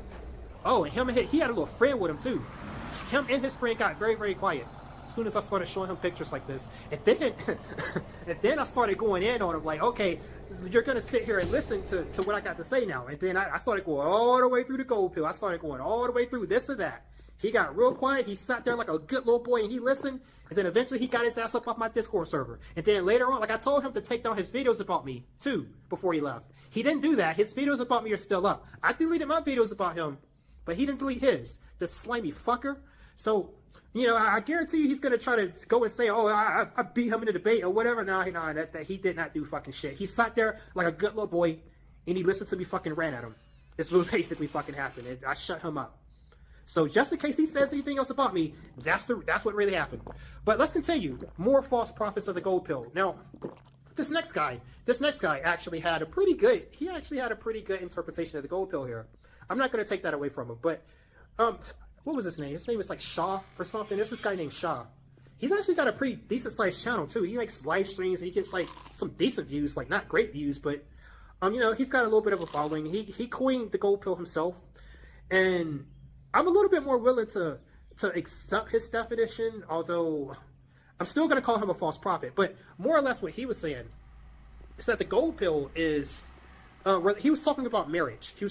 So like, in the context of marriage, how it always used to be, and there's like, he had like a ton of examples from like old newspapers and like historical documents and all this stuff, showing how marriage is supposed to be with a dowry in mind. You're supposed to have a dowry, and not only are you supposed to have a dowry involved in marriage, this is like a thing that was also true in the West, but it wasn't supposed to be the man putting forward the dowry, but it's actually supposed to be the woman. Yes, the woman coming forward with a dowry, usually by her father.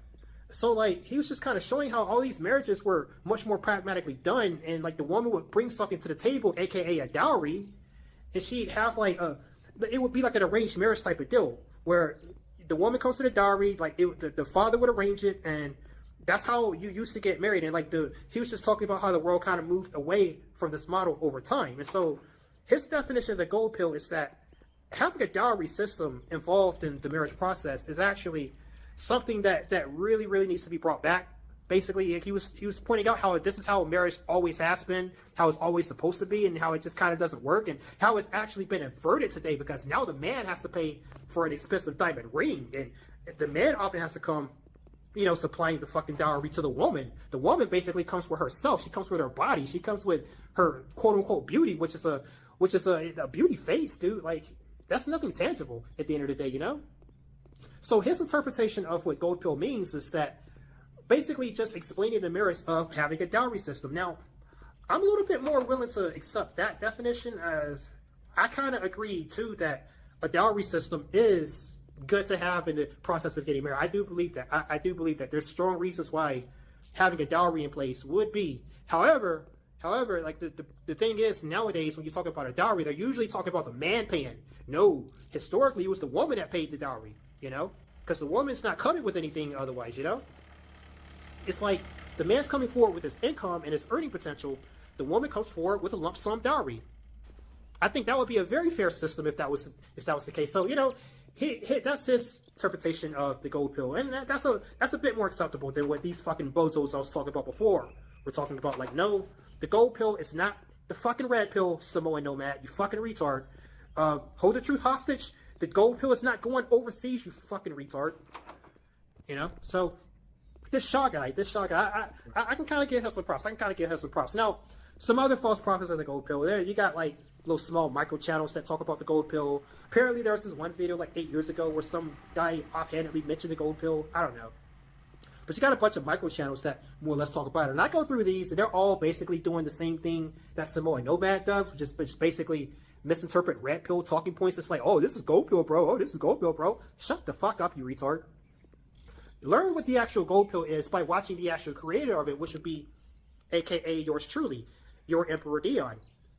Because I actually gave a lot of thought to this, you know. I actually gone through most of the manosphere, not all of it, but I've gone through most of it. Like, I spent a lot of time in MGTOW. I spent a lot of time in the Black Pill community. Had a lot of time to think about these things and to consider, okay, what would be the next step beyond this? What would be a way where you could kind of move past the nihilism of the Black Pill in a way? Like, what's a system you could have in order to do that? Well, my friend, that is the gold pill. That is the gold pill. And like, my monastic philosophy is that system. Okay? Because at the end of the day, like, you're either gonna be a black pill nihilistic fuck and just die and accept your fate, or like, you could accept your fate and just become white pill. Like, you know, that's the white pill. There's nothing wrong with the white pill, in my opinion, but if you don't want to accept it and you don't want to like just be stuck in nihilism, then do consider the gold pill. Do consider becoming a monastic. Do consider trying to be a monastic in the modern day by modern definitions and by modern standards, because you know, you gotta find some sort of way to get ahead, to elevate yourself above the masses, to make yourself an exception to the masses, because the masses seem to be getting funneled into a slaughter mill. Okay, so you don't want to go to the slaughter mill, or the same slaughter mill that most people are going to. No, generally you want to distinguish yourself from the masses in several key ways. That would be the 9 activities that I've outlined as part of the gold pill, things and areas that you should focus on in order to gain proficiency with it, so you can separate yourself from the crowd and prove yourself exceptional. You should consider becoming a monastic. Once you are monastic, you can start preaching this lifestyle, this system to other people who can then also possibly become exceptional and distinguished from the crowd. And then you guys can form a monastic brotherhood so that you can together weather the storm of this crazy fucking world. Because you're not going to just get by as some single lonely guy too, you know. This is another thing that's been lost in the modern world. It's this whole concept that you're an atomized individual who's expected to just do everything by yourself and to just go out here and conquer the world by yourself. No, that's not realistic. That's never how it's been. Even like historically speaking, like you had the Knights Templar, you had all these monastic groups that sprung up. They were all men that made a monastic vow to come together, and they conquered the fucking world in some cases. Like the Knights Templar had to have the whole of Europe dismantle them. They were so powerful at one point, you know? That is the power. That is the power and the potential of what I preach. That is the gold pill. That is a tangible, very coherent, and clear-cut way to move past both the black pill and even the white pill. Okay? Even though I don't consider the white pill to be beneath the gold pill, really. So, I am the original creator of the gold pill, and I'm not going to let anybody take that away from me, okay? These false prophets, fucking dislike their video. Fucking ignore them. Don't listen to these fucking clowns. Most of them, as of right now, other than the one guy I told you about, aren't really presenting anything of value anyway. So, do check me out and see if you can follow the Monasticus Code. So anyways, this has been my sermon debunking these false prophets of the gold pill. And I'll probably make more videos like this in the future, because there'll always be probably more that come along. But until then, this has been EmperorDion. I'll see you guys later, and peace. Brutal. I had no idea they had beef. What is this video?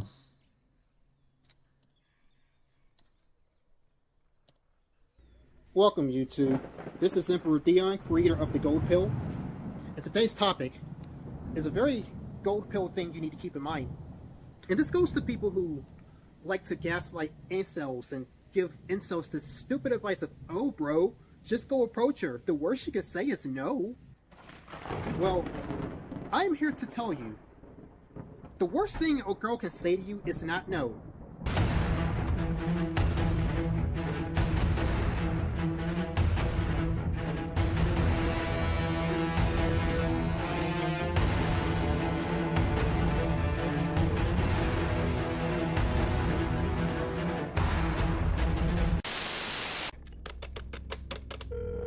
Hello? Polly, it's me, Melvin. Oh, Melvin. Yeah, why you're on the news saying a bunch of terrible, awful things about me? Why is this? How is this? No, this isn't funny. Why are you laughing? Because, silly. You thought a girl like me would go out with a creep like you? I was only trying to talk to you. Trace complete. Thanks for distracting him, Paul. We got you and your confession, you sick fuck! Who is this? Polly. Police! Brutal. Oh shit. Your hands in the fucking air! Now! I was just trying to ask her out. I swear. You know, I got the perfect first date spot. Guantanamo Bay, Cuba. You heard her! On the ground! No! I can't go to jail! He's making you run for it! Stop! Oh, just you run! The rest of the thing. No. So you guys just saw that clip there that I just put in this video.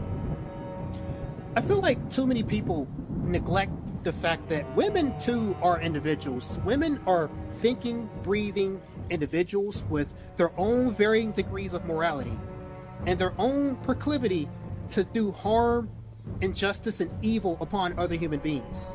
People really neglect to consider this. Women are just as much as individuals as men are. And any given woman, just think of what any given woman could do given this information. Just think of what women are incentivized to do, typically. In the modern world, women have all been gassed up with this huge narcissism. Women have all men at all times praising them, wanting to get with them, liking their pictures, telling them they're beautiful, giving them money, doing anything that they desire for them. Bending over backwards, kissing the ground that they walk on. It doesn't even matter that it's not all men. It's enough men doing this to all women. And so women are already on a pedestal. So think of someone who thinks very highly of themselves in regards to you.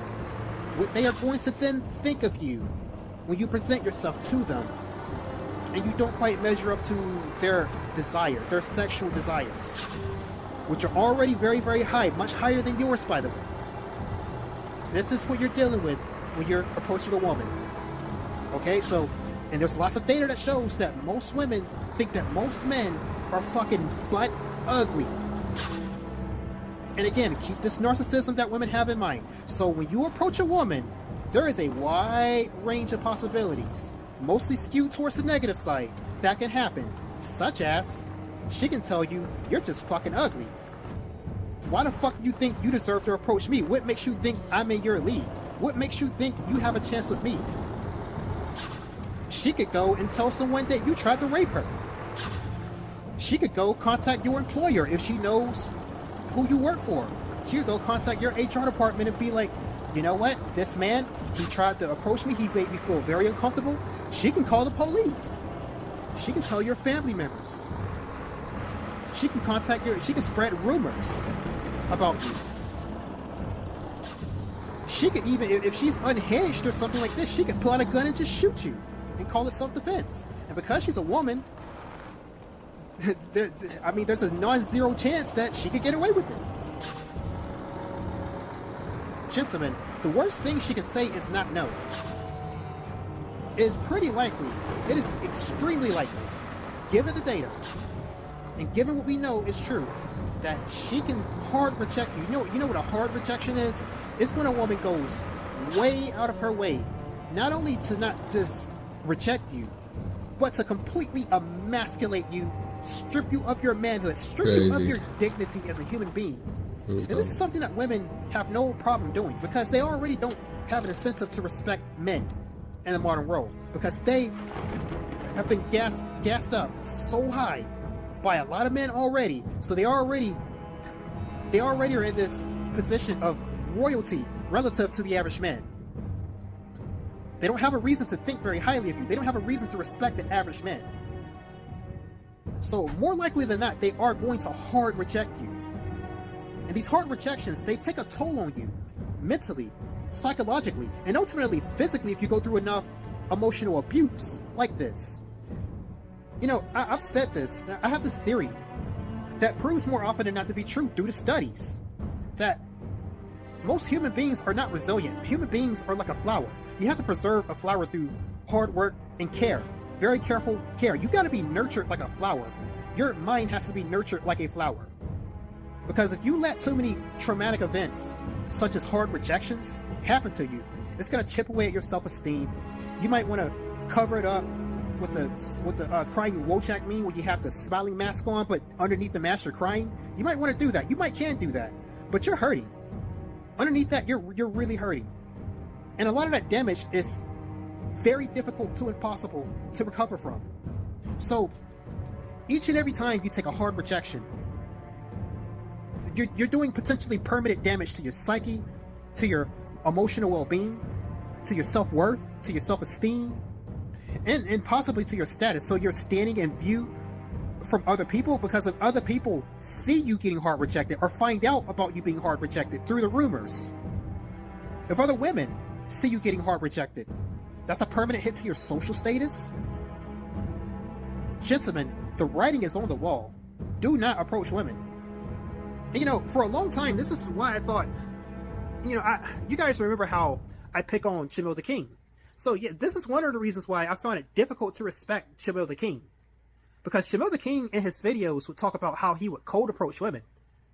So given everything that I just told you, and to know that Jamil the King willingly cold approached women, and not just any woman, but he did this with Asian women.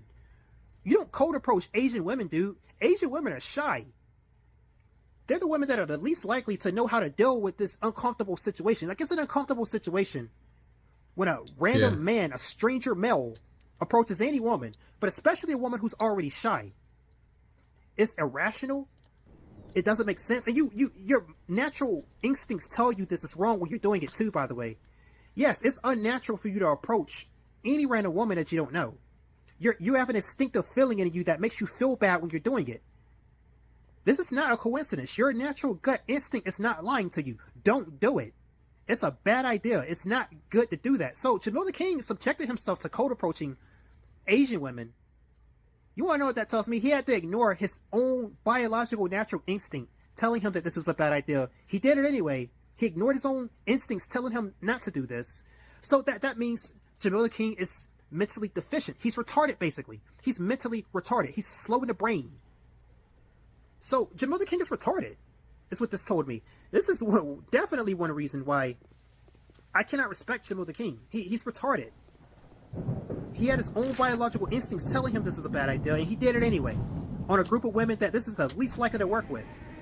At best, if you're going to approach a woman, and I don't even recommend it this way either, but at best, you should warm approach a woman, which means instead of approaching the woman, you should approach her friends. You should approach her social group. You should try to ingratiate yourself with the people she talks to and already trusts. You should connect with these people first, and then you should use their counsel to advise you on how to approach the woman. But like I said, this is also not a good idea either in the modern world, because of the modern world, women and society at large has created an environment for which any approach on a woman for the average man is strictly ill-advised. There is no good outcome. Okay, like the only good outcome is a very unlikely outcome. That's a sucker bet. Then you can make your sucker bets for years. But remember this. Every time you get away with something, your chances next time are just that much less. After all, nobody can keep on playing Russian roulette forever.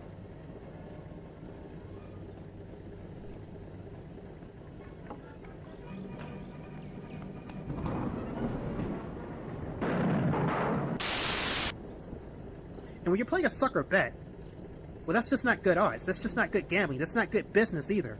So, the message is very clear in the modern day. Don't do it. Just don't do it. Just get the fuck away. Just get the fuck away. Okay? So, the only way that men and women are going to be coming together in the modern day and going forward until some kind of a massive paradigm shift happens, it's that women got to realize that they're the ones that's got to approach now, because this is the environment that they created. The cards are all in their hands. The paradigm is entirely in their favor. They control the narrative. So women have created an environment for which it is only viable for them to approach. Only women can approach now. And, you know, this is what you see in countries like Japan. The women approach in Japan, dude, because the men know what I'm telling you now.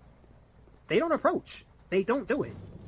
So the women approach, and that works out a lot better in this environment. If a woman's not approaching you and making it crystal clear, then don't do it. Stay the fuck away from them. Wherever you have to go, just get away. And that's just it. I mean, I know a lot of you guys aren't going to take this information very well. You aren't going to take this information very, very lightly, but this is the truth. This is how it is. Unless you're going to come with money, if you're going to come with a fistful of 20s, you're going to come with a fistful of money. Here, take this fistful of money, and then we can do the business. Unless you're going to do that, because that's the only way around this. That is the only way around this. Unless you're going to do that, just don't do it. Stay the fuck away. Because there's no fixing this. And so, like, this is not a very positive message, but most things going on these days are not positive. Especially if you are the average man. So, with that being said, you know, this is largely what the black pill is. You cannot come up with a personal solution to systemic problems. This is another systemic problem. So, with that being said, this has been Emperor Dion. Like, share, and subscribe. I'll see you guys later. Peace.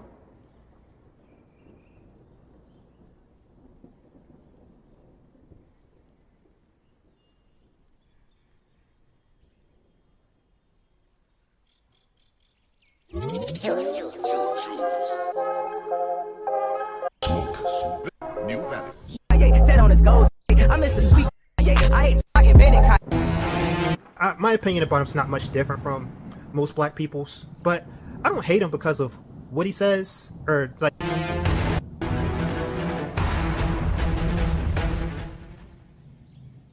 I think he's an idiot for the most part.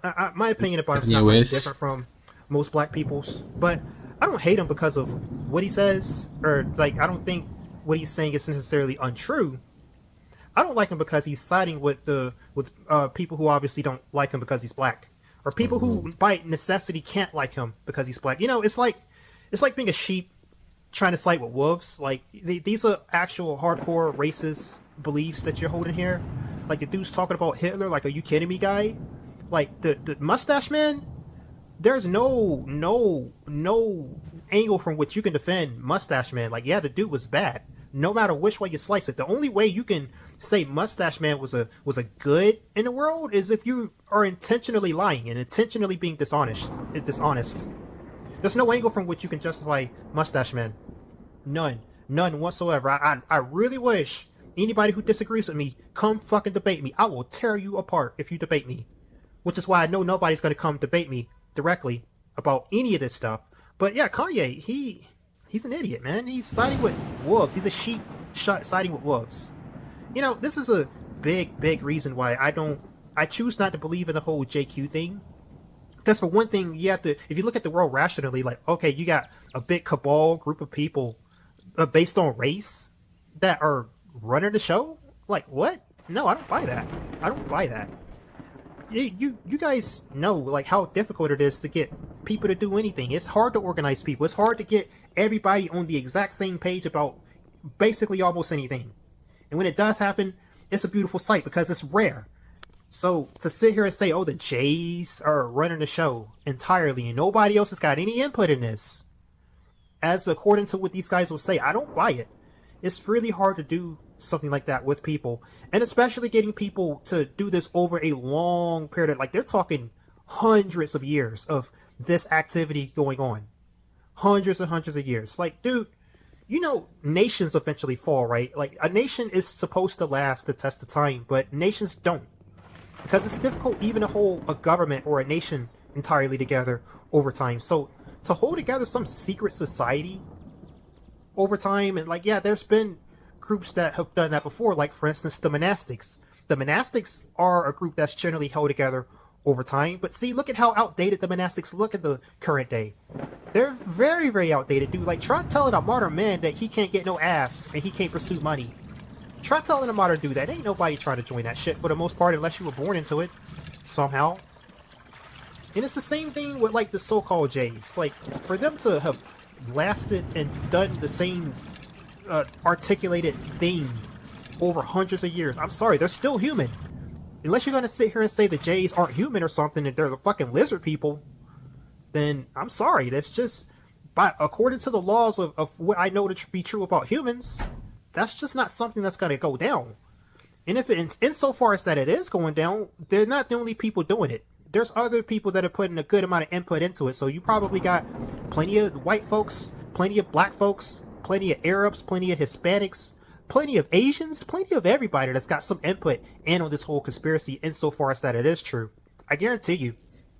So, you know, basically Kanye has come out and endorsed things that go against his own interests, like inherently, like, yeah, I get it. You want to be rational. You don't want to side with like fucking Keisha in the community. You definitely don't want to do that. But, you know, I don't do that either. But at the same time, you're not going to see me side with literal snow nationalist talking points, because at the end of the day, it doesn't matter. Snow nationalists hate me because of my skin color. They hate me because of what I intrinsically am, which is a black man of African descent, or specifically African American descent. They're going to hate me because of that alone. I didn't do anything. I didn't do anything besides be born. They're going to hate me. They're going to hate me for that, for the reason of my birth. So that means I'm not going to sit here and parrot any of their narratives. I'm not going to give support or quarter to any of them on any level. This is scorched earth. This is war. And they declare war. I didn't declare war. I was just born. But they declare war off the fact of my birth alone. So you can't sit here and take the ideology and the narratives of people who are just going to hate you for that reason. You can't. And like, even if they don't hate you for that reason, okay, well, they're not truly snow nationalists then. So they lie. They're hypocrites. They aren't honest. They aren't honest. They're dishonest with their own belief system. So I wouldn't want to be associated with them then either, because, okay, now you're dishonest. You say you're a snow nationalist, but you don't hate me? Well, you're dishonest then. You're just dishonest. The thing about Kanye, too, is that he didn't have to take this hardline stance that he took nowadays. He got deplatformed from all of his platforms. That his brand sponsors dropped him. I'm pretty sure he'll still be okay financially because he's already made a good amount of his money already. I'm pretty sure he had good financial planners and good estate planners working for him already that's got him already independently wealthy. So it's not really going to hurt him so much that he got cut off from the mainstream and cut off from his business ventures the way he did. It's not going to really matter that much. Dude's already made it. So he'll be fine no matter what. But I really don't think he had to come out here and take this hardline snow nationalist stance the way he took. He didn't have to. He could have took a more middle of the road approach like I do it. Because see, I don't like the community. I don't like black folks for the most part of what they stand for.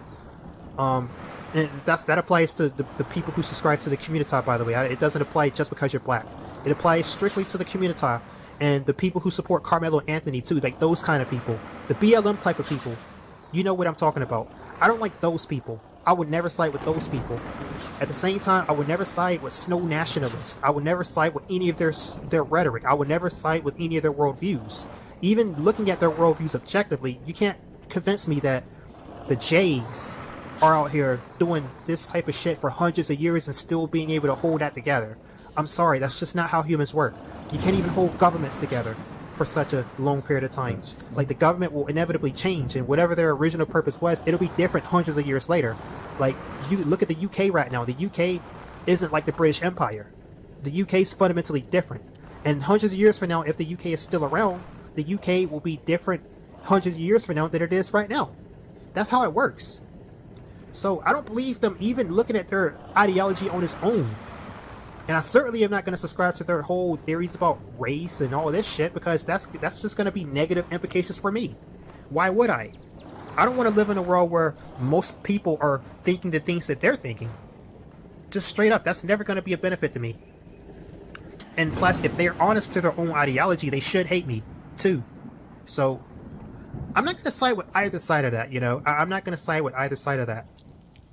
And Kanye, he chose a side. He chose to side with fucking people who should hate him by all measures. And some of them maybe do. Maybe some of them laugh at Kanye. Maybe some of them are actually laughing at Kanye. Look, haha, look at this nagger thinking he's going to be accepted by us. Like, that type of deal.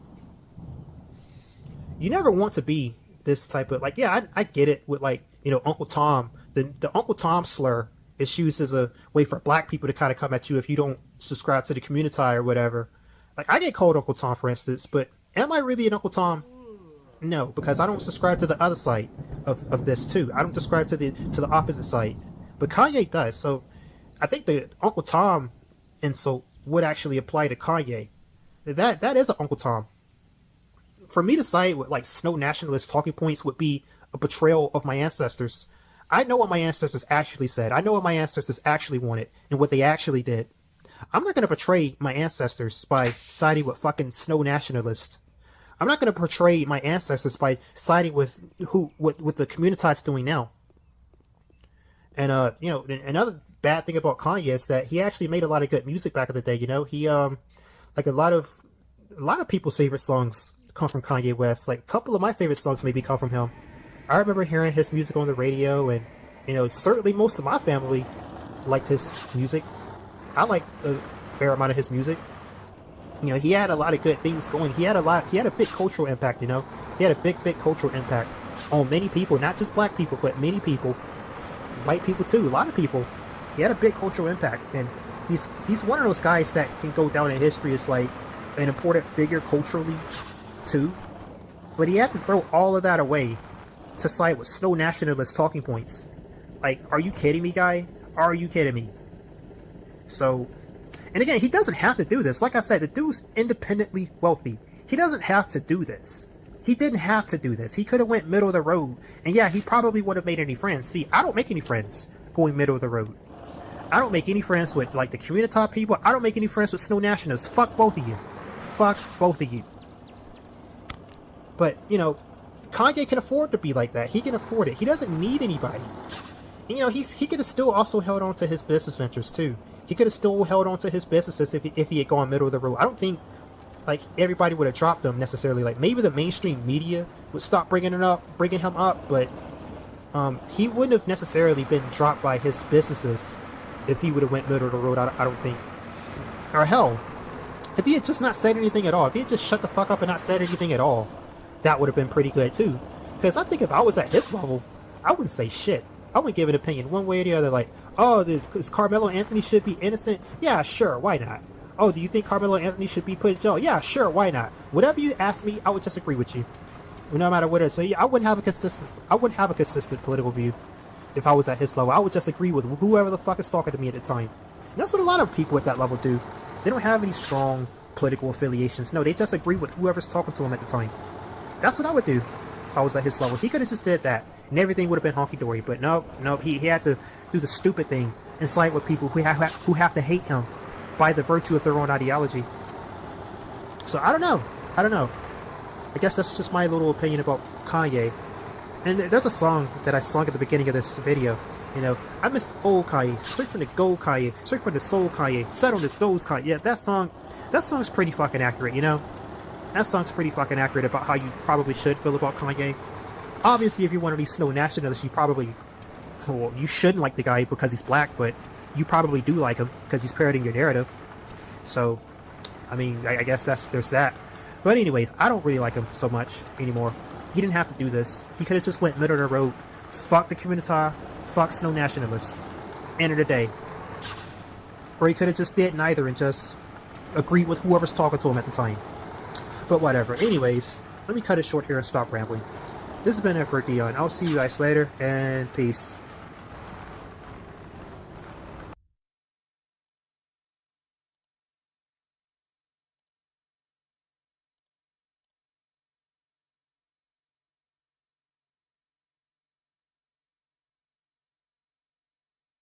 Oh, there is a live stream here. Interesting. I'm a very anxious motherfucker, that's for sure, but that's not nothing I already didn't know.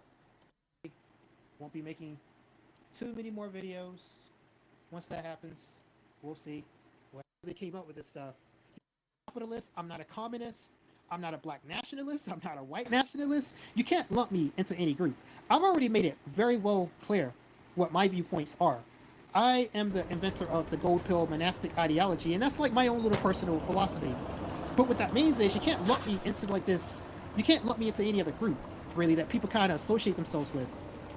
And I guarantee you, like everything that I have to say opinion-wise, I've got something that's going to offend every group is how I kind of am. So if I'm a Fed, I'm doing a terrible job at that. I'm doing a really shit job. I'm about to get fired. I'm about to get fired if I'm a Fed. Because I'm doing a terrible job at being a Fed, if I'm a Fed. But this is what these guys will kind of come at me like. Because they're unhinged. They're broken. They're damaged. They're poisoned. These guys are lunatics, dude. They don't understand that they are poisoned, and they're just spreading that poison every which way they go. And this community is full of guys like this. It's just so full of the mentally broken. And just beware of this community, guys. This is a subject of the stream. Beware of the wet community, because it's full of guys that have this very warped and distorted worldview about everything. They're so warped that they, that it's like they couldn't handle the truth once they got it. It's like the truth is a very dangerous thing. I said this in my gold pill video. The truth is a very dangerous thing. One of the reasons why the truth is very, very dangerous is because a lot of people don't know how to handle the truth. The truth will break a lot of people. The truth will break most people. So once a person's been broken by the truth, they become unhinged. They start diving down with these weird ideologies. They start going racist. They start becoming snow nationalists. They start diving into hate groups. They start doing all this weird shit. And like, this is what this community is full of. And you want to beware. If this hasn't happened to you yet, you want to really beware of the possibility of this happening to you. Is what I say. So anyways, let's go back up, read the comments. I got a lot of comments here. Shit. So let's start from Garlic Jeans. How you been doing, bro? I've been doing all right. I've been getting a little bit more sleep lately. I definitely need more sleep because I have a tough time sleeping, especially since I've been back in America. But I've been doing all right for the most part. And like I said earlier, I'm about to go back to work, so I'm going to be back on the road soon. and I don't know what my video my video uploading output is going to look like once I go back on the road. So we'll have to see. Jay-Z said, "Is Donald Trump God?" Dude, well, you answer that. Is he your God? I can definitely tell you he's not my fucking God. He can be your God, but he's not my God. The Bio Studio said, "So many unhinged people, the answer would be whatever people are the smartest." I don't understand what you're getting at there, but okay. Hey Com says, 8 billion versus 142 billionaires, who's gonna win? Well, it seems like the 142 billionaires are winning, dude, because like if you look around at the people that are on your side, on the 8 billion people, it ain't looking so good, man. Out of 8 billion people, there's not hardly any of them that are showing any kind of rational thought for the most part. And the ones that are, get drowned out. So, I mean, you see how people come at me, want to call me a fucking fed. Like, dude, if I'm a fed, I'm doing a really shit job. Hold on, I gotta answer the phone right quick. I'll be back, guys. Ah, shit, everybody done already fucking left. God damn, man, I had to answer the fucking phone and y'all already left. Shit. Well, I guess we'll wait until people start coming back in. Hey, you see that shit? You see that shit? I go to answer the phone and everybody fucking leaves. Told you guys I had to answer the phone. I'll be back. I guess we gotta wait till people come back in. Oh, there we go. People are coming back in. Yeah, guys, I had to answer the phone. If you see the stream go off, it means I had to answer the fucking phone, okay? I got people calling me about job offers and shit like this. That's what happens when you got a CEO. People call you for a job. But, now that people are back in here, let's go ahead and continue with the comments. So, Tigris Leander said, "I believe in the Force as a Padawan, and the Force is my ally." Huh? I can't knock you there, buddy. I'm a Star Wars fan. Slightbuster says, "Hey, ho, ho, send them back to Mexico." No. LGE says, "Are you telling them like you're better than them?" Yeah. To be honest with you, dude, the bar isn't very high. Usually when I look out and see what people are generally talking about out here, especially in this community, the bar isn't very high.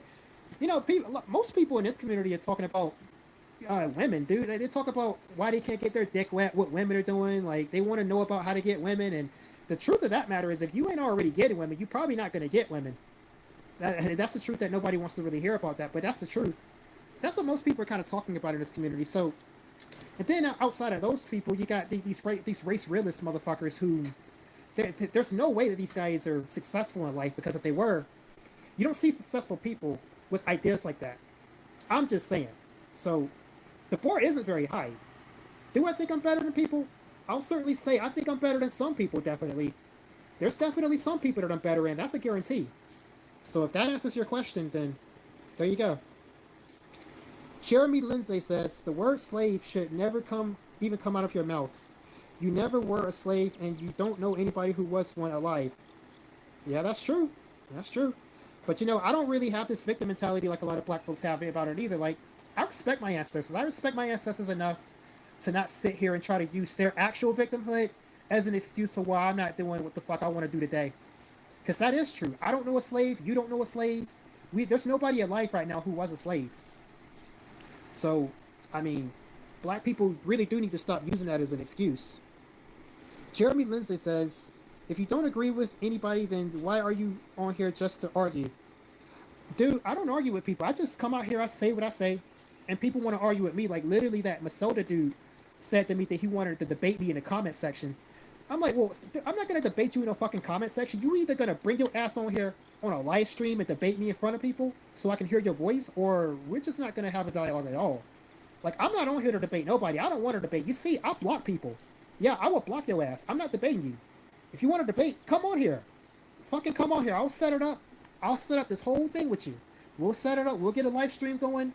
You can be on my Discord server in the voice channel. Then you can talk to me live in front of an audience. See, that's the thing. Like, most of these dudes are cowardly. They don't actually believe strongly enough what they actually are saying, so they're not willing to say what they're saying in front of a crowd. I feel like that's what it is, at least. Because why else when they wouldn't come on here and, like, take this opportunity of a lifetime to shut me down in front of people? I literally give people that opportunity. Nobody ever takes it. So I don't come on here to argue. I come on here to state my opinion. And if you want to argue, I'm not gonna let you do it in the comment section. I'll just block you. But if you want to debate me live or something like that, sure, we'll do that. We can do that. Thanks. Jose Torres says, "You are not an atheist. You are not religious." Jeremy Lindsay says, "Cause I don't have a life, I'll call you out on all your bullshit." Yeah, well, at least you're honest. If you really don't have a life, but I have a life. I have a life. I don't care what kind of life you got going on, but I definitely have a life. That's one reason why I'm not going to be debating people in the comment section, you know. What am I in denial about, Jeremy? What am I in denial about? I can't really figure out what your whole stick is. Like you say, I think you're like on this black nationalist shit. But what even is your stick? You know, because a lot of you black nationalists will come crochet at me just as much as those snow nationalists will. So whose side are y'all really on? You know, like, aren't you a black nationalist? Shouldn't you be trying to reach the hand out to all black people? Isn't that your ideology? This is why snow nationalists will always be superior to black nationalists, in my opinion, because at least snow nationalists will take care of their own, whereas black nationalists, I notice, kind of throw each other under the bus and will chew each other up. And like, if I'm not completely on board with your program, you're gonna come at me too. Like, I don't want to participate in your group delusion. I'm not delusional. I like to stick in the real world. Thank you very much. Jose Torres says, "You are rage bait." Well, if you want to take it as that, then go right ahead. I'm just saying my opinion. If my opinion offends you, I think that says more about you than it does about me, sir. Julia Fitz. Ooh, we got a woman in the chat, dude. Julia Fitz says, "There are so many dumb people right now." Yeah, I agree. I agree. Kyran Walker? Is that your name? Hey, yo, bro. It's part of Bonzo. What? You guys come at me with some weird shit. I swallow, come. Oh my god, dude! You made me say that shit. Oh, he made him say that cool shit. Name there. Clever little name you got there, but I'm not gonna say your name again. Would you rather gain muscle or gain eagers? I don't know what you mean there, man. James Lawn says, "Dion was never a true incel or a black pillar. Why lie, bro?" Was I? I mean, dude, I literally have the real definition of the black pill in my channel intros. Like, I understand the black pill better than the most of you guys. I actually understand what the black pill is. What is the black pill? The black pill is that there's no personal solution to systemic problems. So, you guys coming on here saying, "Oh, the black pill is lookism, bro. Oh, the black pill is about female nature, bro." No, it's not. No, it's not. That's not the black pill, dude. The original creator of the black pill literally talked about how there's all these systems that are in place that basically you can't do anything about. It's not just women. It's not just looks theory. It's not just whatever the fuck you think it is in this community. It's not whatever that gets talked about the most, even. The black pill is about the system as a whole. It's about everything. Okay? So I understand the black pill. I always did understand the black pill. But do you understand the black pill? Okay, because I had to understand the black pill even to come up with the gold pill too, by the way. That's how I came up with the monastic ideology, because I do understand the actual black pill as it was meant to be interpreted. So, I mean, come at me, bro. Want to debate? Want to debate me live about what the black pill is? Because I promise you, I know the black pill probably better than a lot of you. Oh, another thing, the black pill is also not about being an incel too, by the way. In case you thought that was it. No, the black pill is not about being incel even. You can be an incel and not black pill. You can be black pilled and not an incel. They're related, but they're not the same thing. So, let's go on. Heather Nisse says, "Hello from Philadelphia, Mississippi." That's a Philadelphia, Mississippi? Anyways. Ian Matgun says, "Hello, I'm here to argue." Well, if you're here to argue, then get your ass on the fucking voice channel then, man. Get your ass on the voice channel. Jim Smithicus says, "Autism." Yeah, some people did say I have autism. I don't know what the fuck I have at this point. Ian Macon says, "What do you think about the price of bacon?" Bro, literally. What? Infamous. What's up, bro? What's up, Infamous? Exactly, 100% minority of these majority of these cowards won't even come talk live on a Discord. Yeah, it's exactly what I've been saying, dude. These people. Islamic Consortium is the only being that does it. Do you mean the only black ninja? The only black ninja that does it right, at least their foundation. Stop lying, bro. What do I have to lie about, dude? I'm showing my face on here. I'm showing my fucking face on here. Yours truly. My face is out on the internet, my guy. What have I got to lie about? I'm already not lying to you in the fact that you know what I look like. So, what are you talking about? Which is why I, as a black person, also have black fatigue. Dude, you know that black fatigue shit is literally some racist shit? And especially if you're a black dude, like you sit here talking about black fatigue. You got black fatigue? Bro, okay, like, okay, but this recent wave of black fatigue, it's about you, dude. It's about you, too. Okay? Like, yeah, black fatigue, like, the actual definition of it was coined by black people. But now it's been co-opted by these snow nationalist people. So it's about you, too, buddy. It's not just about Pookie. They tied your monkey ass, too, ninja. So what do you think about that? Tell me what you think about that, Mr. Ecowoman. Oh, Ecowoman, I remember you. You had some cool shit to say last live stream. Rat Pill in the Wind says, "What's up, Doc?" Nothing much. Just doing a little bit of a live stream. Larkin Boyer says, yo, grab your camera for Lamar Jackson edit. What? Bro, literally. What's your OnlyFans, homie? What, you want to pay me money? Are you that eager to pay me money? Oh, Hold on, no. guys. I gotta answer the phone again. I'll be right back. Alright, I'm back. Had to answer the phone right quick. So let's skip ahead. Oh, yeah, straight. Yeah, straight. Straight just brought up who created the black pill. You guys know Omega Virgin Revolt. He created the fucking black pill, dude. Yeah, Omega Virgin Revolt. You guys don't know that fucking shit, though, don't you? You go sit here and say, I'm a fake black pill. I actually know who created the black pill and what it was actually about. So you shut the fuck up to me. Omega what? Rat Pill in the Wind says, about flipping time, thank you, finally someone understands. Yeah. LB Things, Stuff and More, true. LB Things, Stuff and More said, hi. Hello, how you doing? Ikawa Man says, crazy how a lot of incos wear it like a badge of honor, just like the yeah, dude, being an incel is not a badge of honor at all. Being black pilled is not a badge of honor, really. I mean, I guess it says that you maybe a bit higher IQ. Maybe it's a little bit of a flex to say you understand some things more than the average normie guys. But guys, it's not really a badge of honor. It's not something to really take pride in. It's, unless you can like take action on it, unless you can use the knowledge to like really turn it into something. Which, by the way, none of you guys are doing that, as far as I can tell. Unless it's like wheat waffles, like going on Fiverr, griffing y'all asses for face ratings. Like, dude, I'm not here to grift you. People are literally using the black pill to grift you guys for face ratings. Like, these are the only people that's turning the black pill into any kind of an action. So unless you're doing something like that, it's not really a badge of honor to say you're an inkwell or you're a black pill or any of this shit. Come on, guys. Stop trying to gatekeep it too. David Zane says, don't give them that power, you're good. Yeah, well, I'm a little bit gullible sometimes when I see people who are saying bullshit. Maybe I should ignore people more, but you know, it deeply also kind of offends me because I like to think that the people who watch me are a bit smarter. Like, you guys saw my gold pill video, some of you. You guys saw it and agreed with it.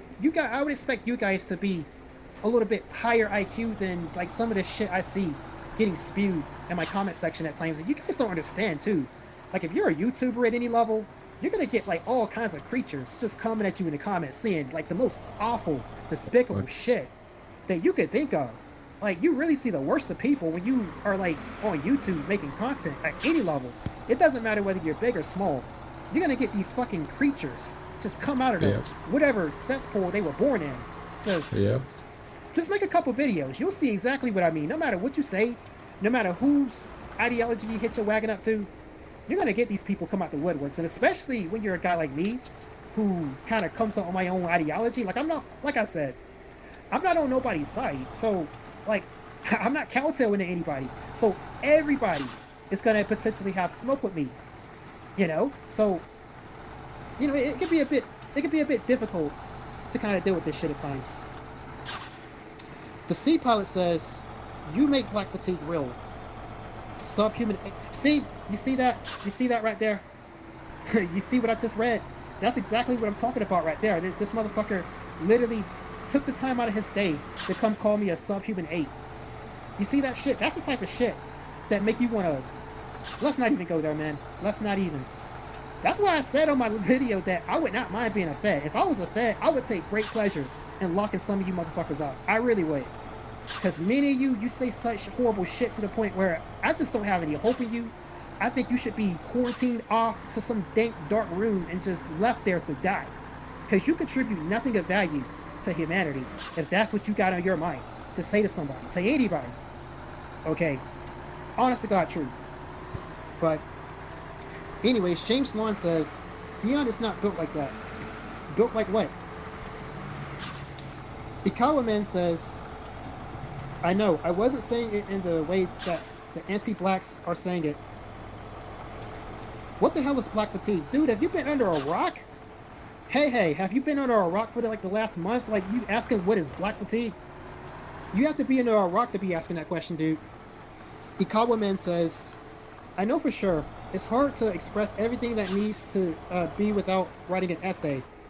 Yep, it's, you have to be very, very well spoken and very articulate to kind of get your point across. Like, that's a skill. That's a skill that a lot of people don't have. And I'll be honest with you, I don't really have that skill either. Like, I think if I sit down and think about it and put something together, if I put together a video, like there's videos that I would sit down and put it together and make sure it's nice and well spoken and articulate. I can do that, okay? I think I can do that. But it takes time and effort to do that, and I don't always do that. But when I'm talking on a live stream too, you have to be very well spoken and articulate to really get a message across and really convey your point across the way you would like to. It's not an easy thing to do, and that's not really a skill I have either too, so you guys gotta kind of bear with me a little bit. You gotta kind of bear with me a bit. I'll talk, I'll get there, but you gotta bear with me a little bit, because I'm not the most articulate person in the world.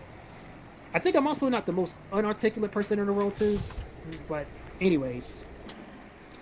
Infamous says, James Lawn, just like you, are not built to come talk live on Discord. I mean, to be fair, Infamous, a lot of people are just too scared to get... They think for whatever reason that the feds are going to target them specifically when it's like, bro, you're a small fry. Chill out, little bro. The feds ain't necessarily paying attention to you. Like, the feds, they got Palantir, dude. They got these AI algorithms to kind of monitor for keywords. Past that, it's very unlikely you're going to be interacting with a salaried Fed person. It's just not how it works, dude. You're too small fry. Nobody really gives a fuck. I mean, even if you're me, I highly doubt that I have a federal agent paying attention to anything I'm doing. I highly doubt that. I got 800 subscribers, dude. That's a lot bigger than most of you guys. And I highly doubt a federal agent's paying anything attention to anything I got to say. So, anyways, the hidden one, that's a new one. The hidden one says, hold on. The hidden one says, no, so that we can avoid your OF and tell others to avoid it too. Well, that's mean. You're a mean-spirited person. Why don't you get the fuck on my channel then if you want to be like that? Naya says, hi, do you watch Love Island? I don't watch a lot of movies. I don't watch a lot of shows, so I don't know what you're talking about. Ikawa Man says, a lot of things that I saw coming down the pipe are happening now. Yeah, I mean, I don't think it took a rocket scientist to kind of figure out that things were going a certain direction, I kind of felt the same way too for a long time, that things were going to kind of get bad for black people specifically, like the whole black fatigue thing, the way a lot of these white guys are coming out now. I think really what it is that the economy's bad, and so like everybody's getting fucked over economically because people are feeling the economic strain and they're just coming out here being racist now. Like, I think that's what it really is. But either way, I kind of saw this shit coming a mile away as far as like the whole black fatigue thing. I saw it coming a mile away. It's like predicting 8 o'clock at 7 p.m. James Lawn says, boy, he's arguing with Infamous. I'm not going to read your comment. Being incel is an honor. Well, you take that honor by yourself, dude. You take it all about yourself. The ex-Pyro says, what about looks maxing? What about it, dude? What about it? All I said was that the black pill is not necessarily about looks maxing. The black pill is about the system, dude. James Lawn says the base Pluto is a grifter. Is he a grifter though? I don't see him charging people money for shit. I mean, you could donate to him, but is that grifting? I don't think that's grifting. No Name says opinion on black people. I've said my opinion about black people enough times, dude. Go watch my fucking videos. I've said it enough times. I've made plenty enough videos about it. But you know what? Look, I'll not be like that. My opinion about black people is that they fuck each other over way too much. They don't stick together. They fuck each other over by making everybody look bad. The criminality, I don't think is necessary because there's lots of people that are poor that don't do as much crime as black people. Basically, black people fuck each other over way more than other groups of people do. And that's a really bad thing, and it makes it really hard for guys like me who happen to be black that want to do more than just, exist and do lowbrow, stupid shit that black people typically do. I mean, I'd like to exist outside of the hood. I'd like to have a nice, steady income. I'd like to be able to converse and mingle with people with an assumption of respect and a baseline respect that's based on my group having made contributions to the world, Like, that's my opinion about black people. I think black people need to stop fucking up so much, And I don't think racism is really the whole story about why they do what they do. I think it plays a role, but it's not the whole story. So anyways, I don't know why I let that guy bait me into going on that little tirade. Red Pill in the Wind says, I bought a house low interest with black pill knowledge. I don't know what the black pill had anything to do with you doing that, but okay. James Lawn says, not buying a house, just going overseas, bro. Yeah, that's wise. Andy says, can you pray with Ethan Kipping? He is suffering from sin of sex addiction. God bless. I'm not religious, dude. Anywhere past Islam, that is. Mihelo Milikik. Sup, man? How tall are you? I'm 6'1". For the next person who asked that question, I'm 6'1". Aubrey Drake. Take your teeth out again. What? Anyways. The villain says, yo, how was your trip overseas? It was kind of shitty, dude. Because things didn't go according to plan when I went overseas. Like, I fucked a few bitches. I did a few things. I saw a few places. But it was kind of shit, bro. I'm not going to lie to you. To be fair, I didn't really have a plan going over there anyway in the first place. So, a little bit my fault. I'm not a very spontaneous person. I don't like to just jump in things without a plan. So, I guess it's a little bit my fault. But it was kind of shit, to be honest with you, bro. Jesse Waller Dimont says, damn, your mustache is fire. I don't think so, man. I got a fucking crush stash going on. I got a shit stash going on, man. I'm going to shave this shit off. I'm going to shave this fucking shit off. Probably either today or tomorrow. I don't like having a mustache. Mustache is not good for my face. I'm going to shave it off real soon, so don't get used to seeing me like this, guys. I don't like having mustaches. The Kawa Man says, max out and balance every controllable aspect of life. That's all you can do. Yeah, I agree. Odd says, said hi. Hi, Odd. How are you doing? Just in case you said it earlier and I didn't see you. I'm saying it now. Ikawa Man says, yeah, on top of the organic tribalism and racialism that people have. Yeah, man, we already got a lot of bullshit. We already got enough bullshit going on in the world right now that you don't need to add more on top of that. You really don't. Like, especially with me. That's why I said, like, I'm just going to block you the moment that I feel like you're just not here for an honest conversation. Like Masoda. That dude wasn't here for no honest conversation. That dude, he even said himself, he said he was fucking trolling or whatever. So, like, did he even believe half of the shit that he was saying? I don't know, because the motherfucker said he was trolling, but, like, I'm not here to debate with people, really. I'm not here to waste time. I'm not here for you to drive my stress levels up. I've got enough shit going on in real life to do that without you. So, that's why, like, the moment you come on here trying to say bullshit, I'm just gonna block you, dude. I don't want to hear it. I don't want to see it. I don't want to deal with it. That's fair.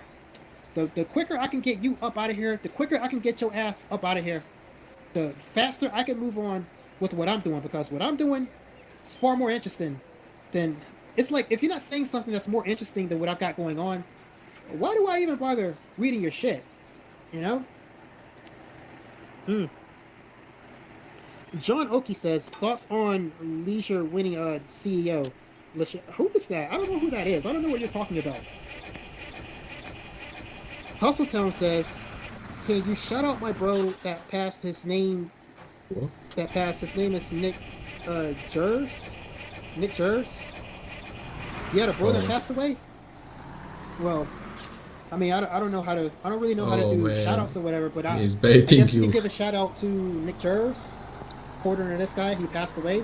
It's always a tragic thing to see people go, you know. It's a somber reminder that all of us here, we're here for a temporary amount of time, you know.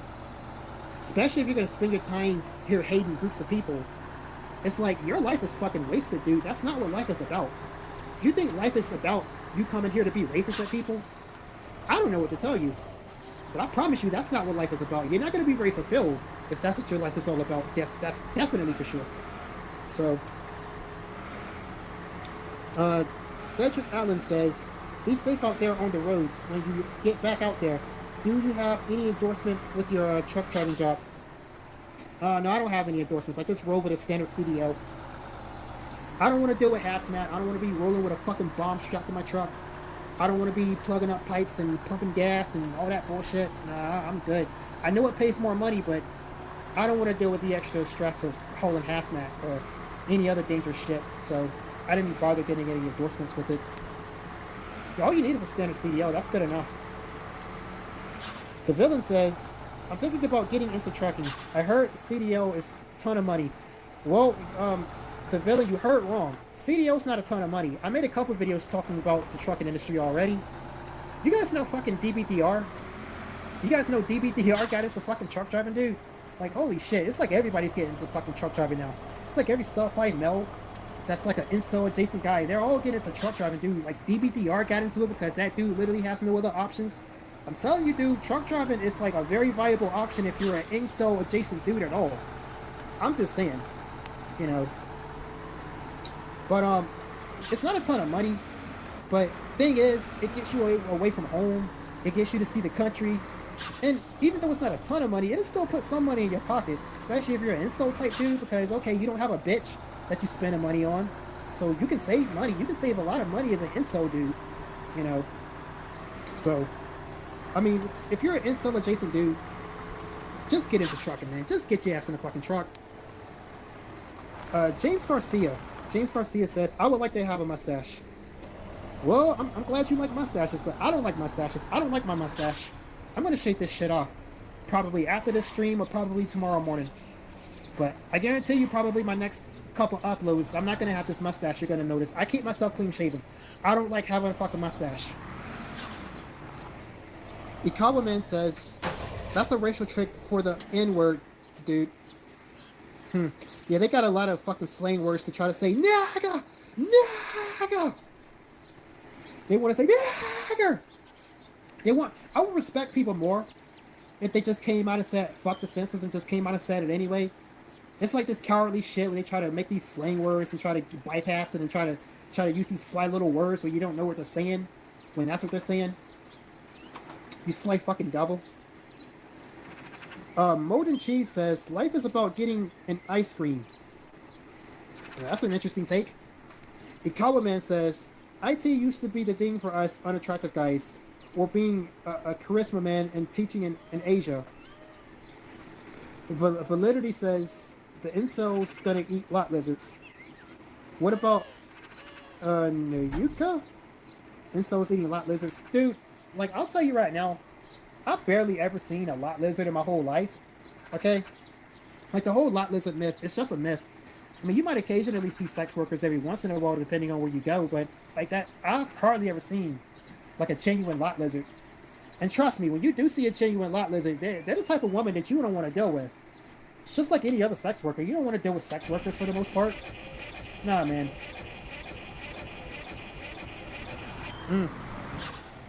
Ambit says, you didn't even say it, LOL. What did I say? What are you talking about? Validity from the Boondocks. The Boondocks was an awesome show, by the way, if you guys have not watched that before. The King of the Penguin says, 2v1, any superhero, who you choosing? Can't really say I'm that much into superhero shit. I mean, I do know about it, of course, because I'm a guy. I think most guys kind of have a tangential knowledge of, like, the Marvel shit. But, to answer your question, 2v1, any superhero. I mean, obviously Superman. Isn't Superman, like, basically, like, unkillable? So he can 2v1 basically anybody. You know, so I guess that answers your question. Hustletown says, you knew that guy John Go Bunny was a Blackpool guy? I don't know who that guy is, so... Shush says, rap now. Hey, you shut the fuck up. I don't do rap. I don't even like rap music. You know the music I listen to? It's like that shit that the Russians make. That Memphis trap shit. Which Kevin one? Rio says, why do you sound like that? Metastructure? Why do I sound like what? This is my natural voice, dude. What do you want me to sound like? Do you want me to sound like fucking Tyrone? Do you want me to sound like, hey, yo, shit, man? See, I sound like what the fuck I sound like, okay? If you don't like it, fuck you. Literally fuck you. Hey, yo, I'm not going to shit, change man. who I am. I'm not going to change what I am. You can either accept it or get the fuck out of here. Don't come telling me about what the fuck I sound like. Okay? I actually quite like the fact that I don't sound like a fucking Tyrone. Let's continue. Let's continue. Bro, where are you from? Because your accent. Where am I from? I'm literally just from the fucking American South, dude. I'm from South Carolina. I'm from South Carolina. I don't sound like the people from here. You want to know why I don't sound like people from South Carolina? It's because of how isolated I was. It's because of how I didn't have any fucking friends growing up. So, my accent doesn't reflect where I'm from.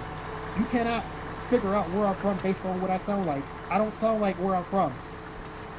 I didn't have friends growing up. I didn't have too many people that let me into social groups. I don't sound like where I'm from. Just the long and short of it. Kiv Never says, hello from Russia. Oh no, oh I hope you don't go no, looking I at some of my fucked up. videos, man. Oh. Validity says, Yeah, I'm good. I'll step in your shoes. What? Chus asked, you got a girl? Yes, I got a girl. Yes, I got a girl. You want to see her? I'm not going to show you guys my girl. I did upload one video showing you guys the girl I used to have, but me and that girl ain't talking no more. Kevin Rio says, go ahead and stop talking about the heroes, LMAO. King of the Penguin says, no, you have to fight two superheroes. Who are you choosing? Oh, so you mean I'm fighting two superheroes? Dude, what kind of a question is that? Like, obviously any superhero is gonna, like, be able to beat any normal person, dude. Like, are you kidding me? Like, what kind of a question is that? Like, okay, if I had, like... How would I answer that question? Like, what's a really weak superhero? Like, what's that one fucking superhero that literally his whole superpowers is, like, shrink? Like, he shrinks himself? There are very many even with a superhero like useless that, I'm sure he could probably pull some superheroes. shit out to beat you. I don't know if I should even answer that question, because I'm not really into superhero shit. The Coward Man says, fuck LOL. I got into that in synthwave. Yeah, dude, that's my kind of music. I'm into funk, I'm into synthwave, I'm into future funk and shit like that. That's my music. I don't listen to no black people music. I listen to fucking funk. I guess you could say that's kind of like black people music, but black people didn't make that music. So I don't like rap music at all, dude. I can't stand it for the most part. Kevin Riaz says, I sense insecurity. Yeah, well, I am insecure. I ain't gonna lie to you. I'm fucking insecure. You sense it? Yeah, it's there. Yes, I'm fucking insecure.